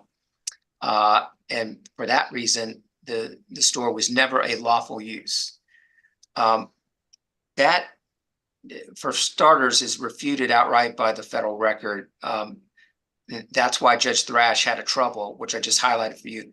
That's why he had trouble concluding that Tokyo wasn't grandfathered in some form or fashion. But I'll get to that. I think the more you want to talk granular, I guess, the city, when it issues, a license, a business license or something for someone to operate, once it issued that license, Tokyo, Cheshire at the time, was grandfathered. It was grandfathered. And eventually, Tokyo comes in and puts video booths in the basement. We know now that didn't happen until 2001, but on this record, there is testimony from Mr. Morrison that it was at the same time as the retail store, but that's just from Mr. Morrison. The city zoning inspectors,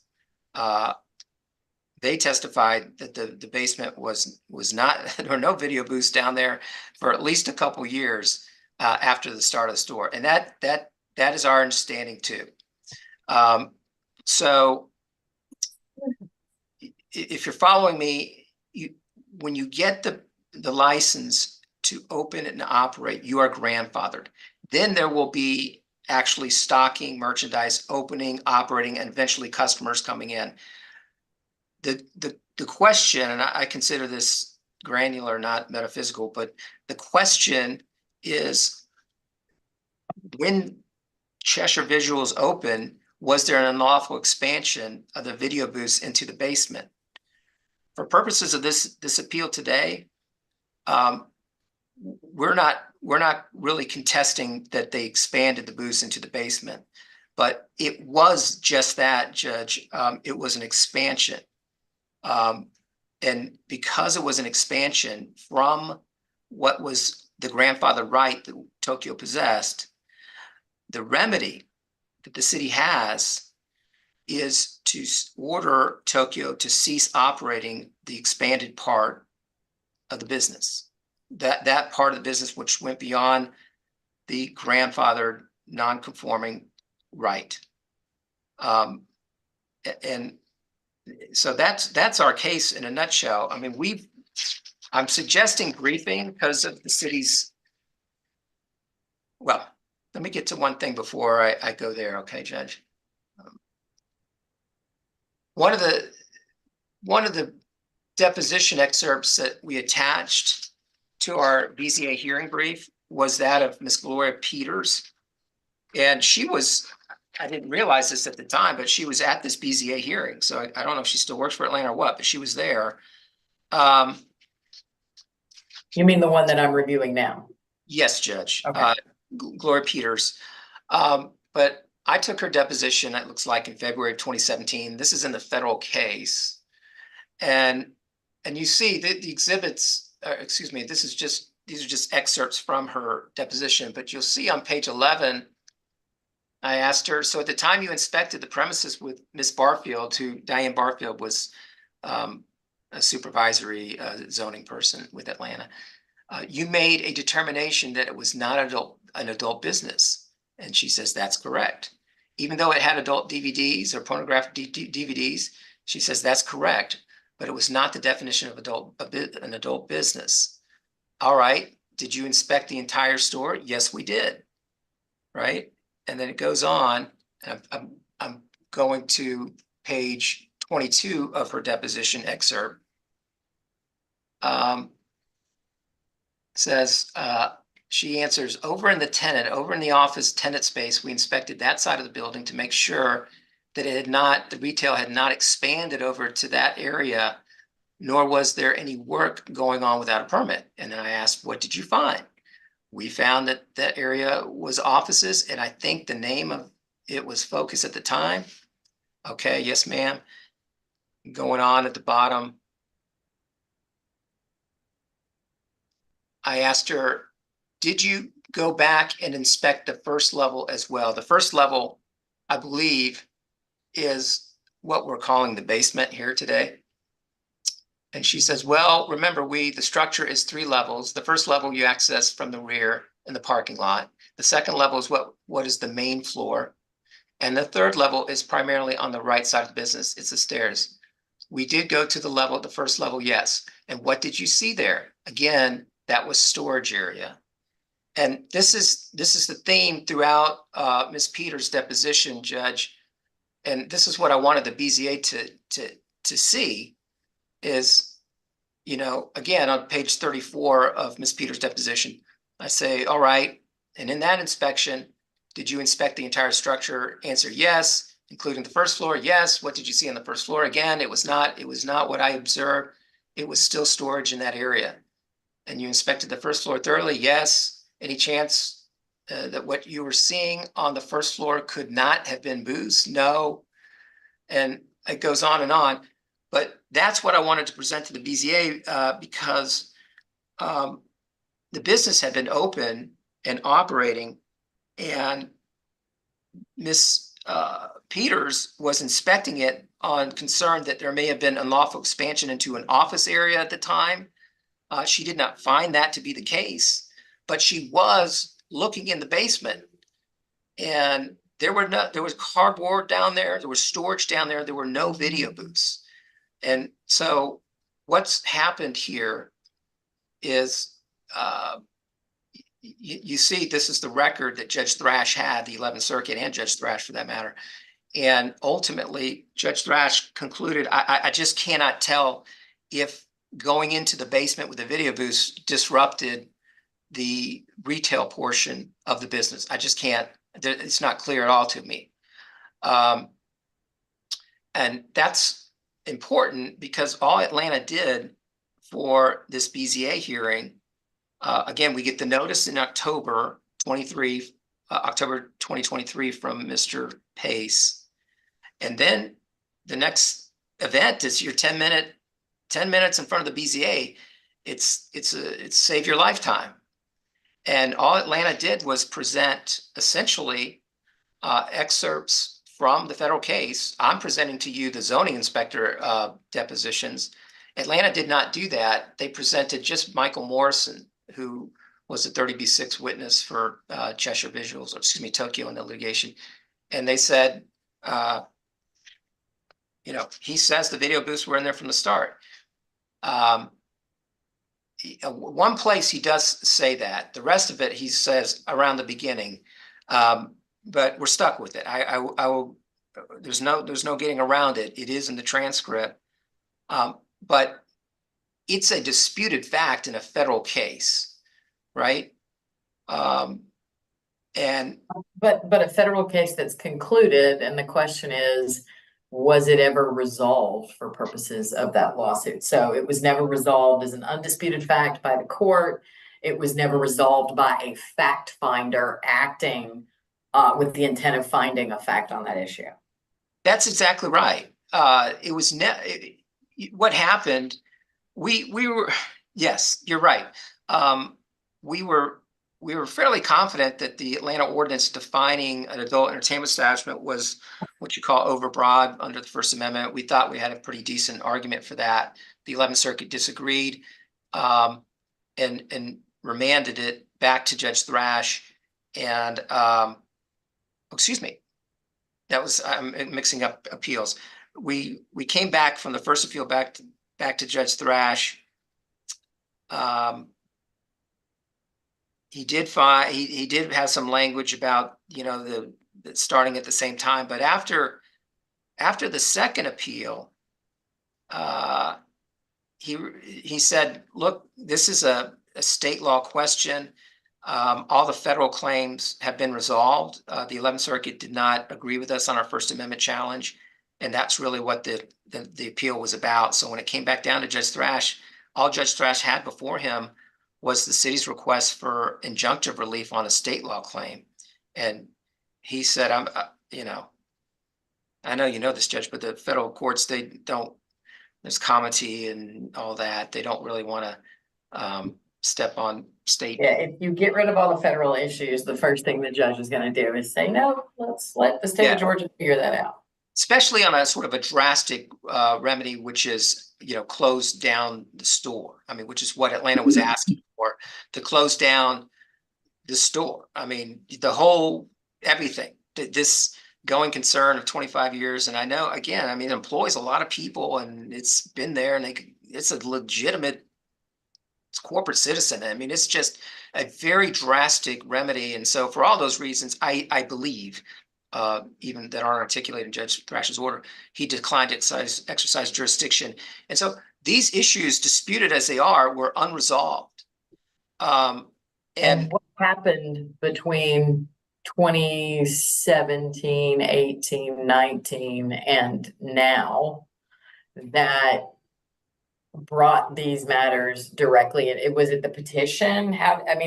Forgive me for not being as knowledgeable about this as I probably should be at this stage, but what brought it to the BZA's attention? Like, where did the ball start rolling again, and when and why? Yes. To answer that, so we were, after the 11th Circuit appeal, it came back down to Judge Thrash, and the federal litigation halted essentially. And this isn't in the record. I know, Ms. Evans, this is not in the record, but we were talking with Atlanta about just ways to amicably resolve this booth issue so that the rest of the store and the club or the social space, whatever they're calling it, could go on being a good corporate citizen if they could, right? And at some point there was an inspection, and I was there, and the city attorneys were there, and the inspectors, and they could see the booths were all gone, and they could see all the rest of the club, and I'm sure Ms. Evans will talk about that. And we thought, my client thought everything was fine until October of last year. Then Mr. Pace issues this notice: you need to close down, your whole business is not grandfathered. And it was quite honestly, it was quite a shock, because this was just shock. So that's how it started. And, our remedy, as I understood it or understand it, is really a state court remedy, because we'd exhausted our federal claims. And so that's what started the road through the BZA. But we do have legal arguments. They're in our brief that we tried to present to the BZA. And I know you're not here to rule on the motion of strike today, I hope, or maybe not. But the I'm reason- not, because it's not right, because you've Yeah. not had an opportunity to respond to it currently.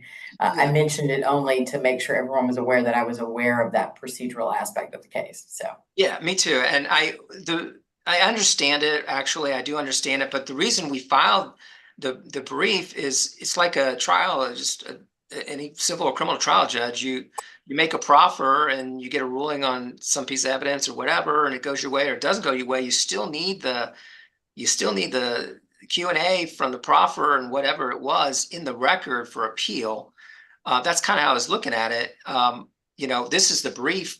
This is the hearing brief with the deposition excerpts that I wanted the BZA to have, and it said no. We're not gonna know. And Mr. so, Wiggins, can you do me a favor and take down your screen share? sure. Thank you. Yeah. Stop it. I'm sorry about that. That's okay. Yeah. So, but the brief itself, that's why I was suggesting maybe some post-hearing briefing, but Georgia is it's fantastic for property owners on the law. The common law is the doctrines that interpret the statutes based on common law or strict construction on, grandfathered uses. It's really good. It's a robust law. The city's ordinance, which we submitted certified copy a day or two ago, it tracks state law. It's good too. We point out in our brief, there's nowhere in the city's ordinance that would allow this type of forfeiture based on even the city's version of what happened. Simultaneous booth opening with the retail opening. It doesn't, the forfeiture is not a remedy for it under Georgia or Atlanta law. And for that reason, we're saying, the city's remedy is just untenable. Tokyo stopped. There's no evidence that Tokyo was operating adult booths. Even you asked about 2017, 2018. There's no evidence they were operating adult booths that recently. But I can tell you, they took out the booths in 2022 at the latest. I think that's why when the city inspected, they were comforted there were no more booths. So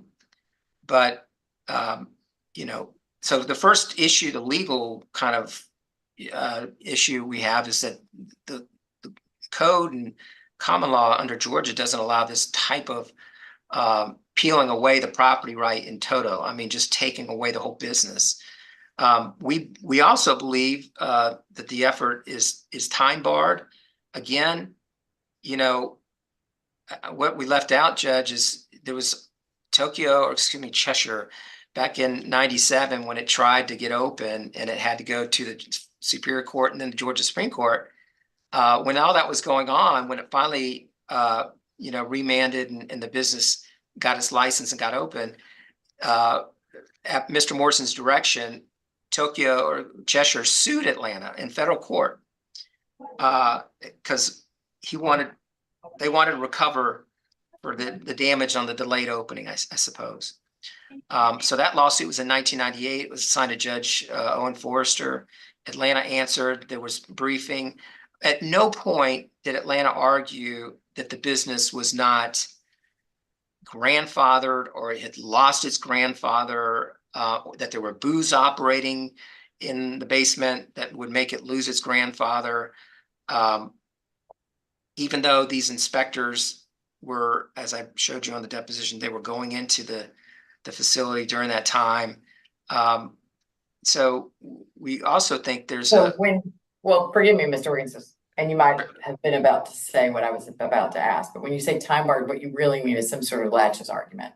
Fair? Yeah, res judicata or collateral estoppel or both. I mean, the issue, the issue that was forged before Judge Forrester is, whether Atlanta violated its rights, Cheshire's rights by doing what it did. It made some equal protection and some other arguments that just went nowhere. But there was no retort, no affirmative defense from Atlanta that the business, was illegal, was operating illegally. And we also point out that, and we also have an estoppel argument, and that's on top of all of this. And I just want to say, the city, if they're briefing, at least before the BZA, we don't have any briefing for you, but the briefing for the BZA, they kind of gloss over and say, well, we were unaware about the booths for the first, generation of the store, first, I don't even know, 17 years. But once it came to our attention, we've been doing everything we could to stop it. That's not, I disagree with that take. And that's what I'm talking about, the October 2023 notice from Mr. Pace coming out of left field from our standpoint. I just, in all this time, Judge, the city is issuing occupational tax certificate or business license to the business, taking in the tax money, doing, responding to all the things that a city would respond to from a corporate citizen when they need help from, agencies, whoever. And, no argument that it's been illegal from the start. So that's where we are there. I've taken more time than I thought I would, but. Well, let me Sure. back up for a moment, because I mean, I've got the benefit of your hearing brief. I've seen your petition, et cetera. I mean, in a nutshell, right? I mean, obviously I understand the nature of the relief that is sought in the petition for review. And I understand what the standard is when the court is reviewing that type of decision. Tell me in a few sentences, what is the nature of the relief that you're seeking in the mandamus? I mean, we know what a mandamus is for. What is it you want me to order to be done by the city of Atlanta or by Mr. Land? Yeah. Mr. I think Pace it might be, but I'm sorry, Mr. Pace. I yeah, that's apologize. fine. No, you're good. Atlanta has said we put a litigation hold, forgive the air quotes, a litigation hold on that building permit application because of the petition for review. All we're saying is I don't see a provision in Atlanta's ordinances that would allow it to do that when somebody clearly is entitled and meets all the criteria for issuing a building permit So you want me to order the litigation hold removed? You're not then here's what I'm asking. Yeah. I'm not even suggesting that mandamus is an appropriate remedy here. There's a whole issue associated with the motion to strike and everything else, right? But to be clear, you're not asking me to order them to issue the permit. You're asking me to order them to remove whatever litigation hold there is and substantively consider the permit that was applied for. Is that fair? Well, the petition, I apologize, Judge, but the petition does ask for the issuance of the building permit, I believe in Stanter, because there's nothing that's, there's no legal basis to, let me make sure. And that's why I asked the question, because I wanted to make sure that I understood the nature of the relief that was sought. And Yeah. so. No, Okay. sometimes with a mandamus petition, we end up filing them because the decision maker just won't make a decision. And so the first mandamus is to make a decision and make him or her make a decision. And then we have to refile mandamus to actually ask the decision maker to issue the license. This one, we just went straight for the license just because there's nothing that I'm aware of from Atlanta that would withhold the building permit, but for this litigation hold. So it could be one of those things that it's 6 1/2 dozen. You can order the withdrawal or, removal of the litigation hold, and that does the trick. I don't know. Okay. Thank you, Mr. Wiggins. Yeah. And just, if I could just say a couple of closing comments, this is, how criminal defense lawyers lose sleep when they occasionally get just a pure factually innocent client. Right? Those are the cases that keep criminal defense lawyers up at night. I know now that these booths were not put in there at the same time. It doesn't appear they were in there before 2001. But I hope I've been candid about the record as it sits today. And the reason, just to make sure I understand, the reason that Right. you believe that it is relevant, that it is an important and relevant consideration for the court is that your characterization of the city's position is that because they were non-conforming at the time they began operating, that therefore there's no grandfather. They can just take it away entirely. And I think I understand your point to be, but if you could factually demonstrate that that's incorrect, Yes. that they weren't in a non-conforming step. Well, non-conforming is the wrong word to use in this instance. That those booths did not exist at the time, that to your mind would negate that aspect of the state's position. Is that fair? That is fair. I meant what I said. I do think that even with the city's argument, I do think they're overlooking that the grandfather existed, and then the business put the booze in, and that's an expansion. So I think no matter how you slice this pie, I think there was an expansion. I think they got the remedy wrong. But yes, I'd be more comfortable. And I was prepared to come in here and just tell you, this business did not get due process before the BZA. There's just no way it got due process. Less than 9 minutes to plead your case for your existence. And then, and you've been generous with your time. Look at how much time we spent talking about what is exactly in the record.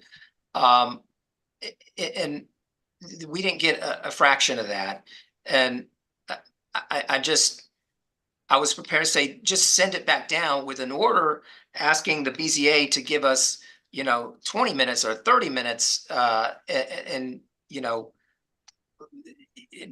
that way they can reconvene and see an answer. That would give me enough time to put up a witness. I'll tell you right now, put up Ms. Peters. I would put up Ms. Peters, Ms. Johnson, and Ms. Barfield and say, tell me now and tell us now what you told me back in 2017, which is you went in the basement multiple times. There was nothing but trash down there, because that's not what the city's whistling today. And I think we would be okay if I could do that.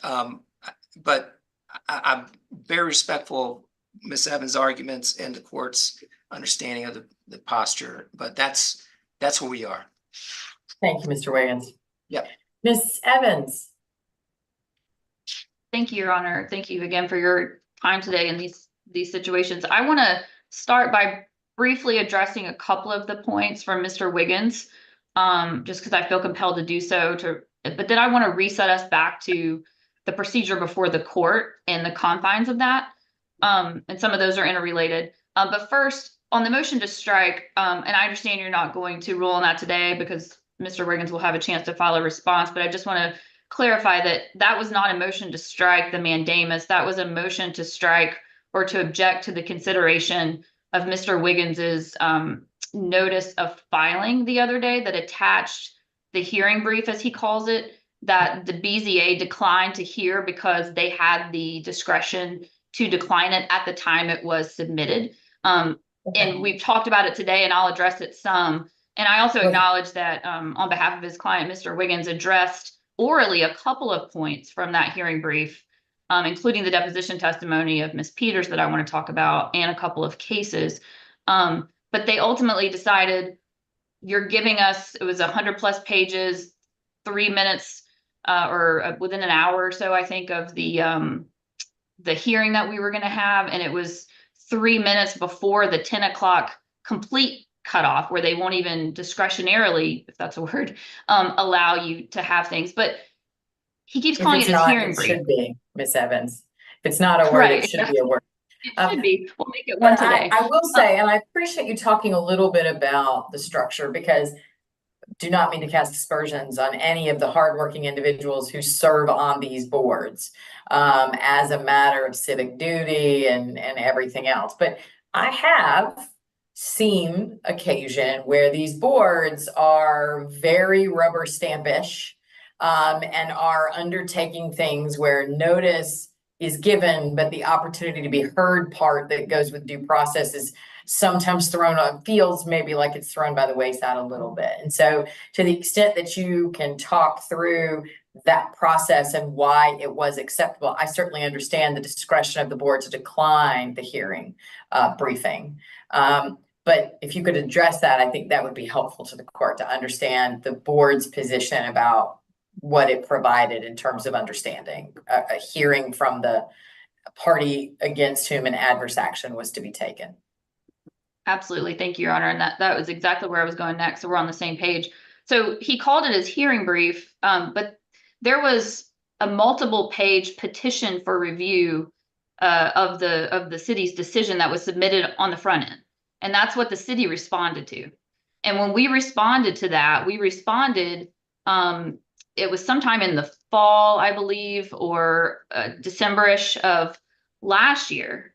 The hearing was postponed a couple of times and didn't end up happening until February, March. It was during session. I can't recall exactly.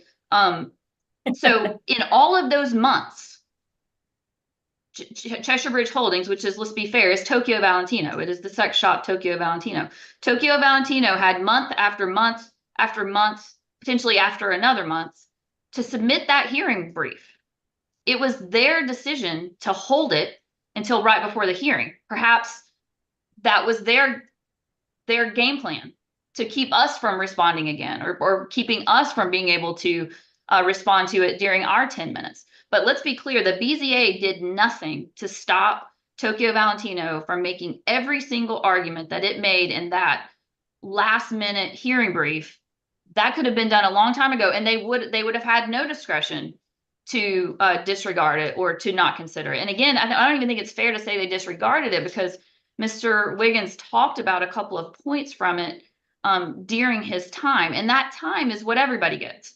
It's not special to Tokyo Valentino. It wasn't special to that day. And I also want to point out, and those rules are known when you're going in. And so to the extent you're concerned about that limited time, just like petitioners are every day, you know, certain courts have strict time limits, so you put more in the briefs. They had every chance to get every single word they wanted to. There's no page limits. They could have filed that at any point after our brief and well before the hearing, and we wouldn't be where we are with these arguments before Your Honor here today. The other thing I'll point out, as far as the fairness of the zoning board and the attention they gave to this, each of us were limited. I was limited as well. I certainly would have liked to have had more than 10 minutes, but that's how it is. But at the end, when the board members were doing their deliberation, they specifically brought, not me, they specifically brought Mr. Wiggins back up to the podium and asked him the two questions that were before them. Tell us again, Mr. Wiggins, what was erroneous about the findings that the city of Atlanta made to take the action that they did in issuing the notice of violation correction? Gave him unlimited time to answer that. Or they certainly didn't cut him off. And then they also asked him what was arbitrary about what the city of Atlanta did with the notice of violation correction. Again, didn't cut him off. I'm not saying they would have let him go on forever, but in that they did not stop him from answering those two questions, which were the only two questions before them. And so he had every opportunity to say whatever he wanted to say. And again, he didn't write it before, and whether he said it that day, you know, there's only so much that the board could do to give him the opportunity. I also wanted to talk about this issue. He says, well, you know, we asked for a deferment. Again, we had been rescheduled at least once, and it may have been twice. I can't recall. And then again, asking Your Honor here today to consider yet another procedure. And I just want to briefly on the front end, really beg you not to. I held my breath in that moment at the hearing because the community is suffering. The city is suffering because when this is a new appeal structure, all of this, while these appeals are going on, the city cannot get an injunction against the activity that it, in its judgment, to enforce its own zoning laws has determined are illegal. It cannot get an injunction to stop Tokyo Valentino to continue doing all the things that it believes are illegal under its zoning ordinances. It can't stop them unless it can come to you, Your Honor, and say there's imminent risk of peril to life or property. Basically, it's going to burn down or someone's going to die. So the longer this goes on, the longer Cheshire Bridge gets to keep operating in a posture that the city has said repeatedly is in violation of its zoning ordinances. And so I would just implore you to not have any more delay. Well, to that point, so and sort of transitioning, right? You've addressed the issue of the procedures that Mr. Wiggins has raised, right? Which his client characterizes as inadequate, right? In terms of due process. But it sounds like really what the issue is, right? Is whether it's because he wasn't given due process or because substantively the board has made, I think it would be fair to characterize their position as a legal error or a factual error or some combination of those two things. Because, I mean, I admittedly not familiar with the definition of an adult entertainment establishment, not a matter that I've litigated. I know you two are much more familiar with those issues than I am. But certainly, as a citizen and resident of the city of Atlanta, I'm aware of lots of businesses that operate stores that sell those types of adult, I guess we're calling them devices or clothing, things like that, right? And so what not that I'm implying that this one must be different in some measure for the city of Atlanta to take action against it. But it seems that what distinguishes this one is this nature of the club or the videos or the other aspects of it. And so if that is accurate, that's what distinguishes it from sort of what I'm thinking of as a run-of-the-mill, store that we see around town. What of Mr. Wiggins' argument that getting rid of those things is a sufficient remedy, and this is essentially the corporate death penalty for his client that's unwarranted under the zoning laws? I think that's what I understand his argument to be. I believe that's right, Your Honor. And I will say two things in response to that. The ordinance that we're talking about here, which is cited in the record, it's section 16-24.005, and it deals with non-conforming uses. And it essentially says that a lawful use involving an individual structure with a replacement cost of $5,000 or more, which this building would certainly qualify. It's a large building right in Wouldn't Cheshire. every building in Prime Atlanta? real estate. Yeah, Wouldn't every anything in building in Atlanta, right? It Atlanta really wouldn't qualify? matter. Yeah. But if you've got a lawful use in a structure of that magnitude, that lawful use is made unlawful by a later ordinance, then what you were doing that was legal before it wasn't, you can keep going as long as you remain otherwise lawful within that structure. And that's what Tokyo Valentino didn't do. They didn't remain otherwise lawful. So so the video booths, they were there from the beginning. And so that's sort of a side issue in the law, that you can't get this special status to be legal in this grandfather status if you weren't legal from the beginning of that status. And Sorry, I'm sorry, Ms. Evans.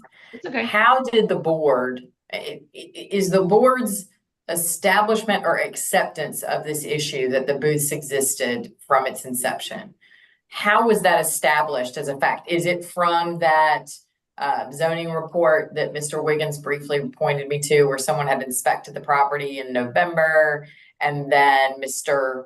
Pace accepted that and took this action? Is that where the board is obtaining that information? That's where it made that finding? That is actually a finding that was made. Well, the evidence of that, the evidence that supported that finding is in the record, but it actually is a result of that earlier litigation that Mr. Wiggins was referring to. During that federal litigation, and I should say briefly, we've heard this morning or this afternoon that the city didn't say this and the city didn't say that, and this litigation or that. I don't want to get too far into those weeds, but I just want to sort of say as a blanket statement, all the issues in all of those cases were very different. What was at issue and not is very different than what's here. And so there's very little that can be taken that we didn't say this one thing every single time. But so the video booths were at issue in that earlier litigation. And if you'll indulge me for just a second, I want to just, because this is so protracted. So in the 90s, the definition, so let me just back up even more. So there's this global discussion in the ordinances of the city where adult businesses can be and not be. Adult businesses, and then there's 5 different types of adult businesses. So adult businesses cannot be, not now, never could, probably never will, be able to be within 500 feet of a residential neighborhood. The structure that we're talking about today, where Tokyo Valentino lives, is within stone's throw of a neighborhood. Certainly well less than 500 feet. So adult businesses were never allowed there. What happened was in the 90s, as often happens in the law wasn't keeping up with technology. So one of those 5 things that qualifies as an adult business is adult bookstore. In the 90s, adult bookstore meant you sold adult you sold adult books, or you sold adult magazines. The city was in the process of changing the definition of adult bookstore to say if you sell adult books, if you sell adult magazines, but also if you sell adult videos and adult toys, that's going to be adult bookstore.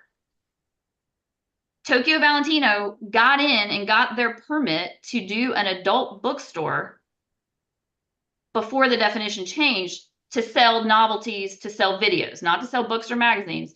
They were going to be essentially, it's easier if I talk about it as an adult retail store. An adult retail store back then was not an adult bookstore. It is now. So that's the non-conforming legal use. That's the only thing they ever had a chance to do.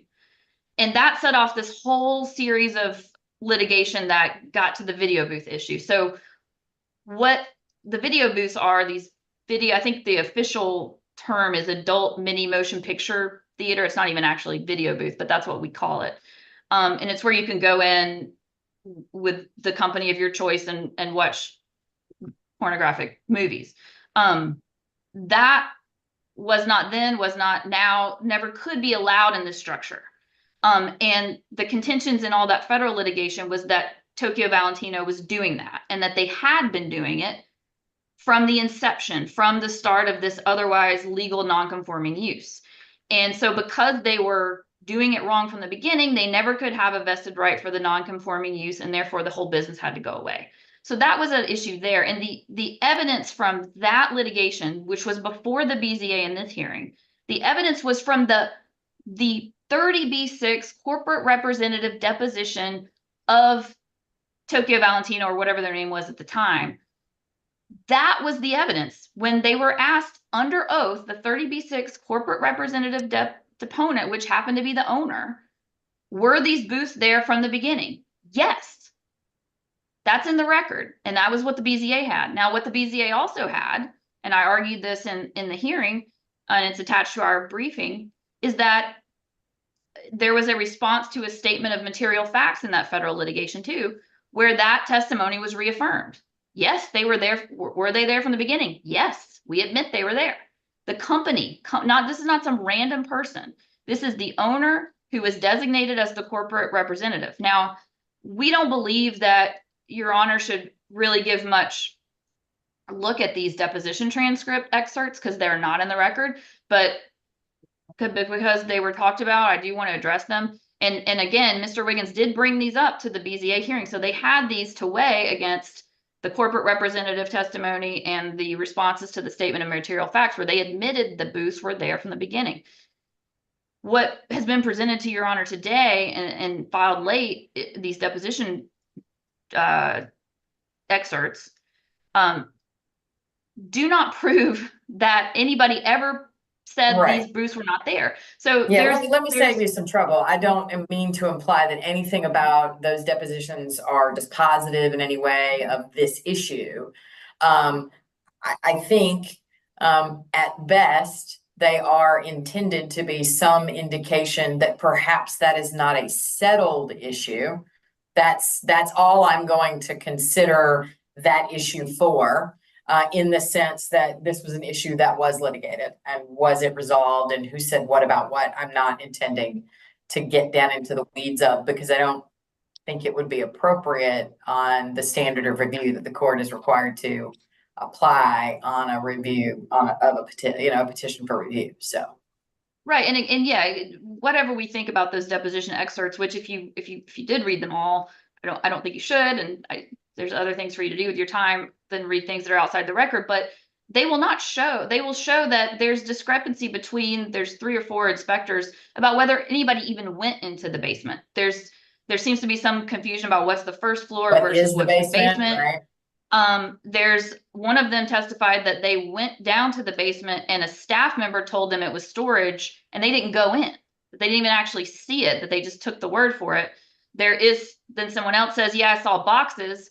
Well, who's to say that that wasn't staged for purposes of the inspection? The other thing that is clear from the deposition excerpts is that the whole point of why they went there was that they had gotten some tip that the adult retail store had moved beyond the original footprint and that it had moved to this 3rd floor area. That was really what they were focused on. So I don't even know that it matters so much what they saw or didn't see that day. They weren't there to look for video booths. It's not clear that they did or didn't, but it's also not clear that they looked for them. But what is clear is that the owner of the company, as the 30B6 corporate representative under oath, said they were there from the beginning. So that's, and your honor is tasked to look and see if you think that the BZA made a clearly erroneous finding of fact. And I don't think based on those facts, with the corporate representative, owner of the business saying, yeah, they were there from the beginning, that you could say there was anything clearly erroneous. But that's not the only way we win. The other way that Tokyo Valentino did not remain otherwise lawful in this structure at Cheshire and Piedmont is because they started operating an adult entertainment establishment. And the evidence before the BZA that was true, well, I guess first let me just read you the definition. Adult entertainment establishments, and this is 16-29.001 sub 3 sub little e. I'm sorry, Of the Atlanta City Code. 1629. Say that again, 1629 dot what? 001 subpart 3 subpart little e. Thank you. Echo. Any place of business or commercial establishment wherein the entertainment or activity therein, not just entertainment, not just things that the staff does, but activity therein, consists of nude or substantially nude persons dancing with or without music, or engaged in movements of a sexual nature, or movements simulating sexual intercourse, oral copulation, sodomy, or masturbation. Or wherein the patron directly or indirectly is charged a fee or required to make a purchase to view entertainment or activity, 2 separate things, which consists of persons exhibiting or modeling lingerie or similar undergarments, or where the patron directly or indirectly is charged a fee to engage in personal contact by employees, devices, or equipment. And then it goes on to talk about the definition of substantially nude, which includes which part of the breast it is, or if you're showing essentially your butt crack, that's substantially nude, but other parts of the butt might not be. And I'm sorry, Your Honor, but this is the definition. Talk about the granular. Yes. Very granular. So the definition, the activity that the Board of Zoning folks had in front of them to consider about why what goes on at Tokyo Valentino meets this definition. There was a lot. We cited their own, Tokyo Valentino's own website, which if you go to, you will see that they advertise they highlight their recreational glory hole area. Yeah, I saw that in one Where- of the pictures that Mr. Wiggins showed. I saw the sign Yeah. anyway. Yeah, so clearly engagement with devices where movements of a sexual nature are all but guaranteed. You look on the website, also you will see comments from, it's not just, I don't think we have to suspend belief and pretend like the glory hole area is just there and people go look at it. It's there for people to use, but you don't have to guess that because there are comments on the website where people give reviews of this area and how much fun they have in it, and it's used. And you've got to be substantially nude, at least. You've got to be doing movements of a sexual nature for that to work. You will also see on that website advertisements of substantially nude persons dancing on certain nights. This evidence was all in front of the BZA, and you will hear, we heard today and we heard at the hearing in front of the zoning board where Mr. Wiggins wants to focus on this one piece of evidence that we presented where an inspector or a private investigator saw men in bras and panties having oral sex in the parking lot. And, you know, Tokyo Valentino is, it does qualify, but that's the only one he ever wants to take issue with. He doesn't talk about the Glory Hole Recreation Area. The other thing he doesn't talk about is the fact that it's advertised on this website that and there's pictures on the website that you go in and pay a fee and you can go into this bondage area. You can go in and use these leather beds. All of this is equipment or devices that you are paying to engage with. And that puts you firmly in the adult entertainment establishment definition.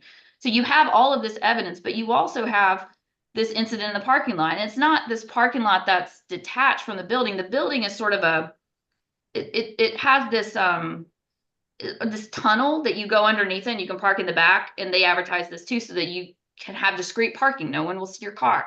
You can go in the back. You go down this tunnel, and it is in that tunnel where this private investigator saw these individuals. So they are within the structure.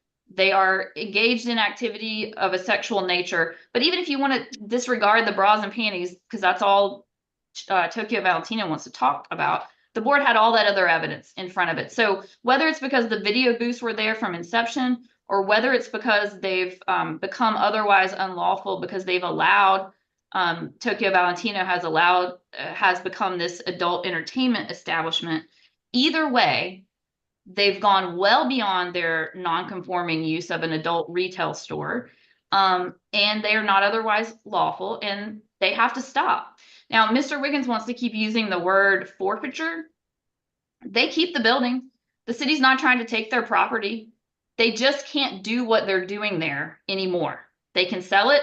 They can open a business that does conform with the city zoning ordinance. Nobody's asking anybody to forfeit anything. They're just asking them to stop a business that they have no right to do there, because they did not remain otherwise lawful. And the adult entertainment establishment part, they never, ever had a right to do it.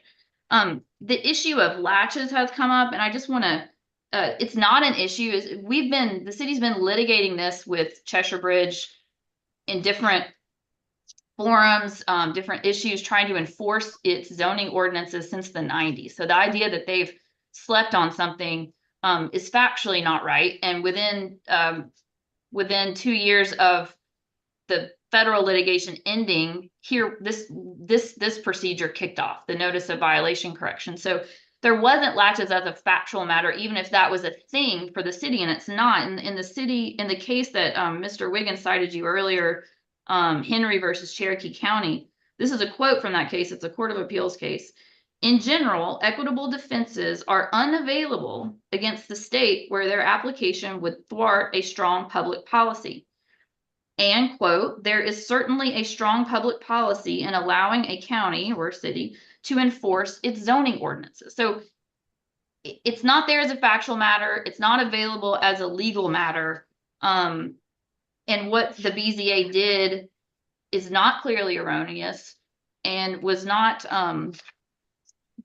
clearly erroneous, and there was nothing that was an abuse of discretion, which is really all that's before your honor, based on the record that's been filed under OCGA 5-3-5. That's what you're to look at. Were the findings of fact clearly erroneous? If they were not, the decision stands. Were the issues decided within the sound discretion and not an abuse of discretion? They were not. There's no need for additional briefing. There's no reason for any further delay, because that's exactly what this company knows. They know their days are numbered, and they're only still here because the state of Georgia does allow people to have all of these chances to protect their property. But it's not just Cheshire Bridge's property that deserves protecting. The city of Atlanta has an obligation, and its zoning ordinances are set up to protect property of neighborhood owners too, of homeowners. That's why these adult businesses never were allowed to be within 500 feet. And, you know, the Mr. Wiggins mentioned the citizen petition. I'll say there's no evidence on the record that this was anything that the board members looked at as some definitive matter. I've given you all the issues that that were before them in our briefing. But the citizen petition is not unknown. The petition, I don't know if the petition is unknown to Tokyo Valentino, but the citizen outrage is certainly not. Because what Tokyo Valentino has done is they've been attempting to expand their footprint for years, and it frankly terrorizes the neighborhood. There's cars everywhere. There are people having sex at night, sometimes even in the broad daylight, in the adjacent areas where kids and school buses go. And so the city of Atlanta and the residents of Atlanta, they have a property right too. And that's what these ordinances are meant to protect as well. And so Cheshire Bridge Holdings, Tokyo Valentino, they've had every chance to do the right thing. They knew the law. They knew that the crux of their business, the main part of their business now, which is this adult entertainment establishment, was never allowed. The idea that their rights are being trampled upon because they're being shut down for it is really beyond the pale. Unless the court has any questions about that, I can just touch briefly on the mandamus. Yes, please. So we've asked for a stay of that because whatever happens in the main case should dispose of that one way or the other. The crux of a mandamus as a legal matter is that there has to be a clear legal right for the request, for the relief requested. Cheshire Bridge Holdings, through Mr. Wiggins, has clarified here today that the relief they're requesting is to have their permit granted, their application granted. They're not entitled to that. They're entitled to, if anything, a decision, but they're only entitled to that decision if the city can see that they will be in compliance with the laws and ordinances. And because of the fact that the city's position is that they are not, the city thought within its discretion to make these decisions and on that it made sense to hold it because they don't believe that the ordinances are being followed. And so therefore they should not be able to make any changes to the building. But I will also say, Your Honor, this request for the facade change happened a long time ago, like well before the notice of violation correction came. And then they didn't do anything with it. They got the permit long time ago and they didn't do the work. And then now once this process started, they go and they do this again.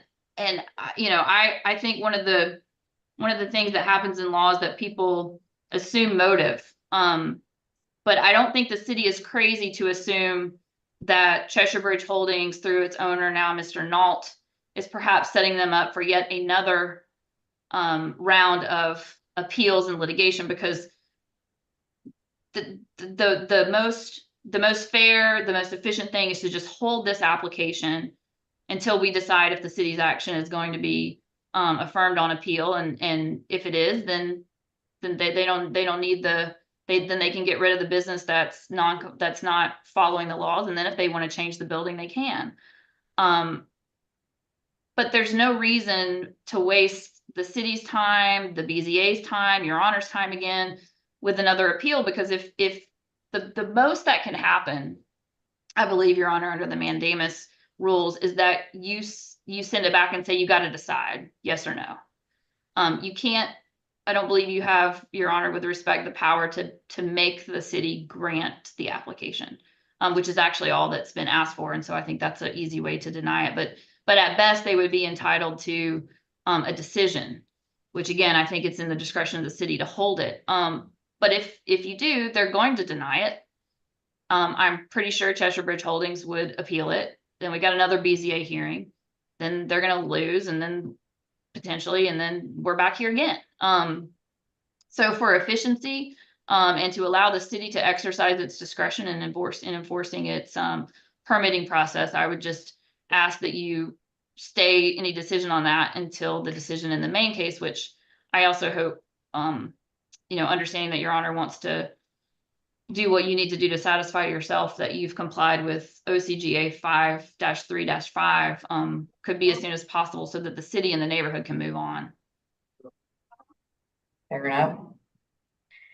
And I can tell you right now that the way this is going to get resolved in terms of a ruling from the court is going to be that I will take under advisement the arguments that I've heard today and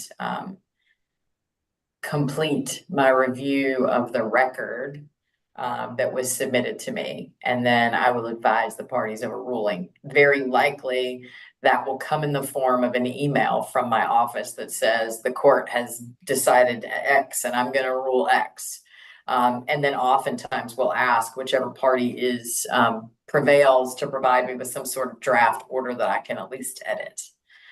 So just so you know, that's how it will play down. And I am aware of the time sensitive nature of the issues. So, but I think I jumped over that. Ms. Evans, I wanted to make sure you were concluded before I gave Mr. Wiggins an opportunity to rebut briefly.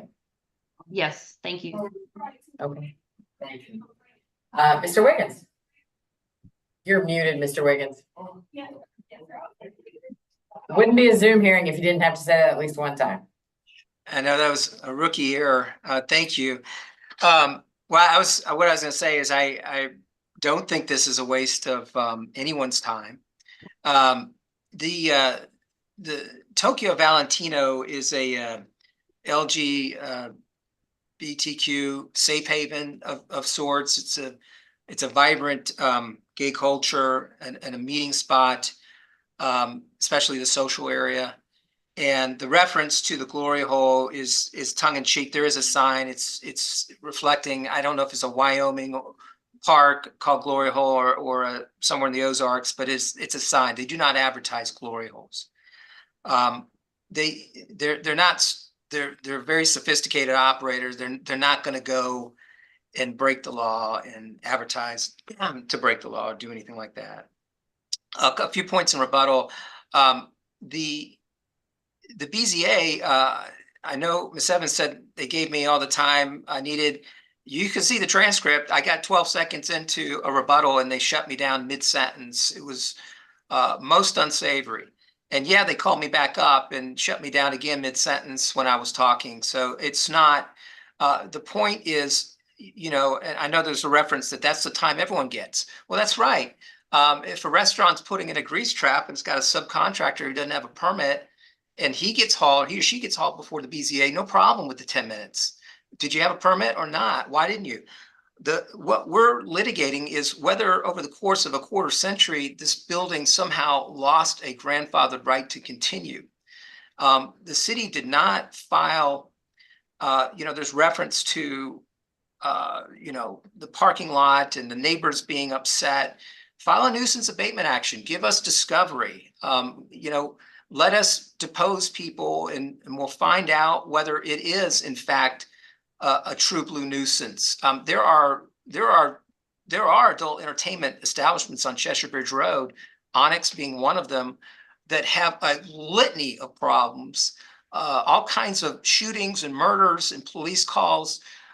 They charge for parking at these multiple establishments, and so people come and park in the vicinity of Tokyo, which does not charge. That's outside the record.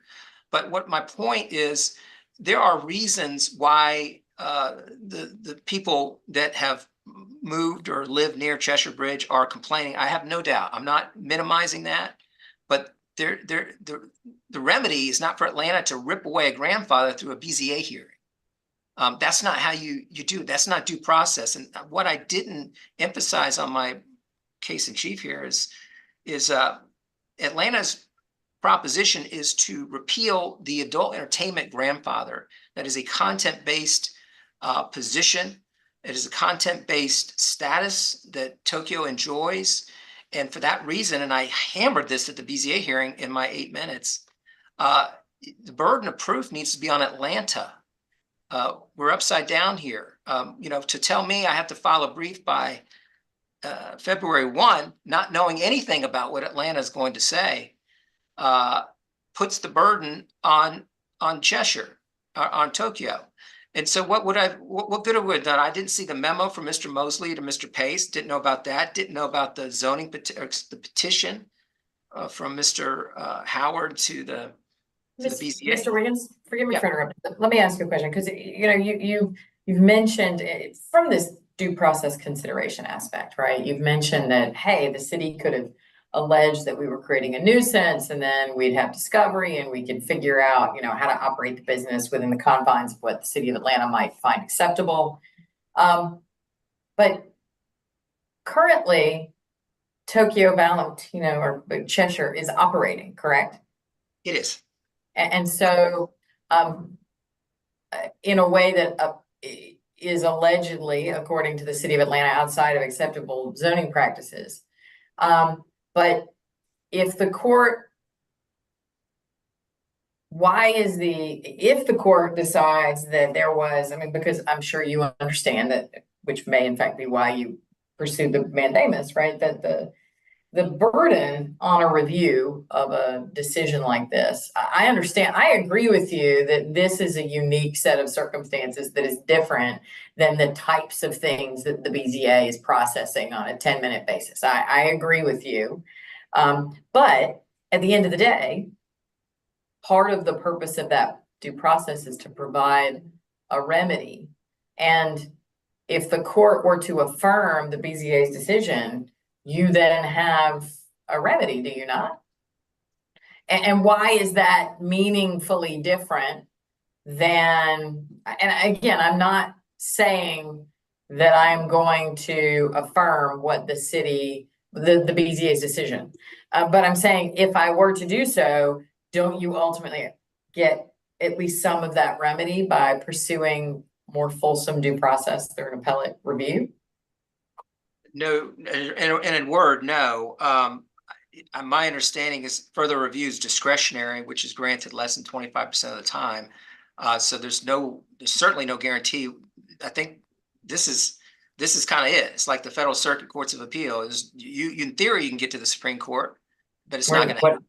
Yeah, what is the old saying? We're not The last final word because we're right. We're right because we're final. Yes, exactly. And so you are the one who's going to be final for all practical purposes. But the larger problem is I understand the scope of review on a BZA petition for review. I do. But legal error, I'm trying to emphasize that the structure, the process is legal error. There's not enough time for Tokyo to present its case, why it is grandfathered. That requires looking at multiple witnesses, multiple testimonies, stuff that's not even been had. And I don't even know, I'm not comfortable that the BZA was not a biased tribunal with that, not disclosing that they'd entertained this 1,200 person petition. That's grossly improper. It's the mandamus.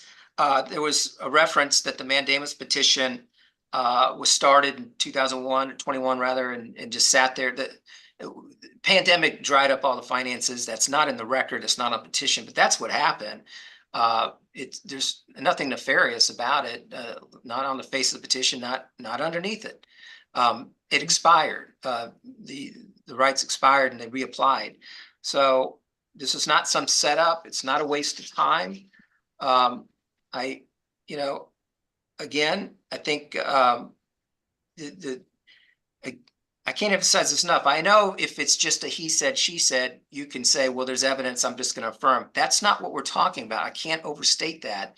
Judge Thrash in the federal court and in the 11th Circuit reviewed everything thoroughly, more than 10 minutes, and said, it's not clear to me what rights exist on the retail store vis-a-vis the video booths operating. And all I'm telling you is, I've given you the law, Ms. Evans given you some law. If you expand, you can tell the business you shouldn't expand. You should not have expanded like that. Go back to your vested right. That's what we're asking for. We removed the booths over 2 years ago. Again, it's out of left field, but we're here. And I just think it's overkill, and it's an abuse of discretion. It's whatever standard. I think it's legal error to allow the BZA to come in and do what it did in this format. So that's our appeal. Understood. Thank you. Thank you both for your time. Also, thank you for your patience relative to the moving things around and the timing of this hearing. But I appreciate the nature of the presentation that you guys have given me on what is a very, it is a very specific type of procedure, and it is relative to very important considerations, both from the business owner's perspective and from the city's perspective. As I said, my intention is that I will complete my review of the record that was presented to me, and will provide a ruling, probably informally, and ask for one party or the other to prepare a proposed order. I do want to ask the extent to which the motion to strike, I don't want to reopen a whole big long thing, but I don't have my record in front of me, so I don't know when it was filed, but I assume it was filed yesterday or the day before, which would lead to, at least very briefly, relative to when we're having this hearing in terms of your ability to respond. I'd like to give you that opportunity so that I can rule all at one time on what we're dealing with without delay. And so what I think I might do is request that you respond on an expedited basis to the motion to strike, Mr. Wiggins. But I don't know how expedited it is. When was that motion docketed? If one of y'all can tell me relatively quickly. It was filed today. I'm not sure if it's been officially made it through the clerk. Oh, No, it has. you know what? I'm told it has. Actually, Today. Shocked that I'm able to answer my own question. I do have the docket open and it was docketed today. And so that would mean you'd have until August Sunday, so probably until August the 12th, if you were to take the full 30 days. And that's not even including the 3 days you get additionally. What I would like to do, if it's not too much of a burden, is to request a response to that by July the 26th, which is a Friday, which is about 2 weeks from now, a little bit more than 2 weeks from now. No problem. Okay. And that way I can address, more the procedural and substantive posture of the case altogether, by making sure that I'm only considering what I should be considering if I'm going to deny the motion to strike or grant the motion to strike. So anything else, questions, concerns, matters that need to be raised before we adjourn? Mr. Wiggins. Nothing further, Judge. I appreciate it though. Thank you. Ms. Evans? No, Your Honor. Okay, excellent. Well, thank you again. I hope everyone has a good day and I will be in touch. Okay. Thank you. I hope Thank your you. family situation resolves good. Thank you very much.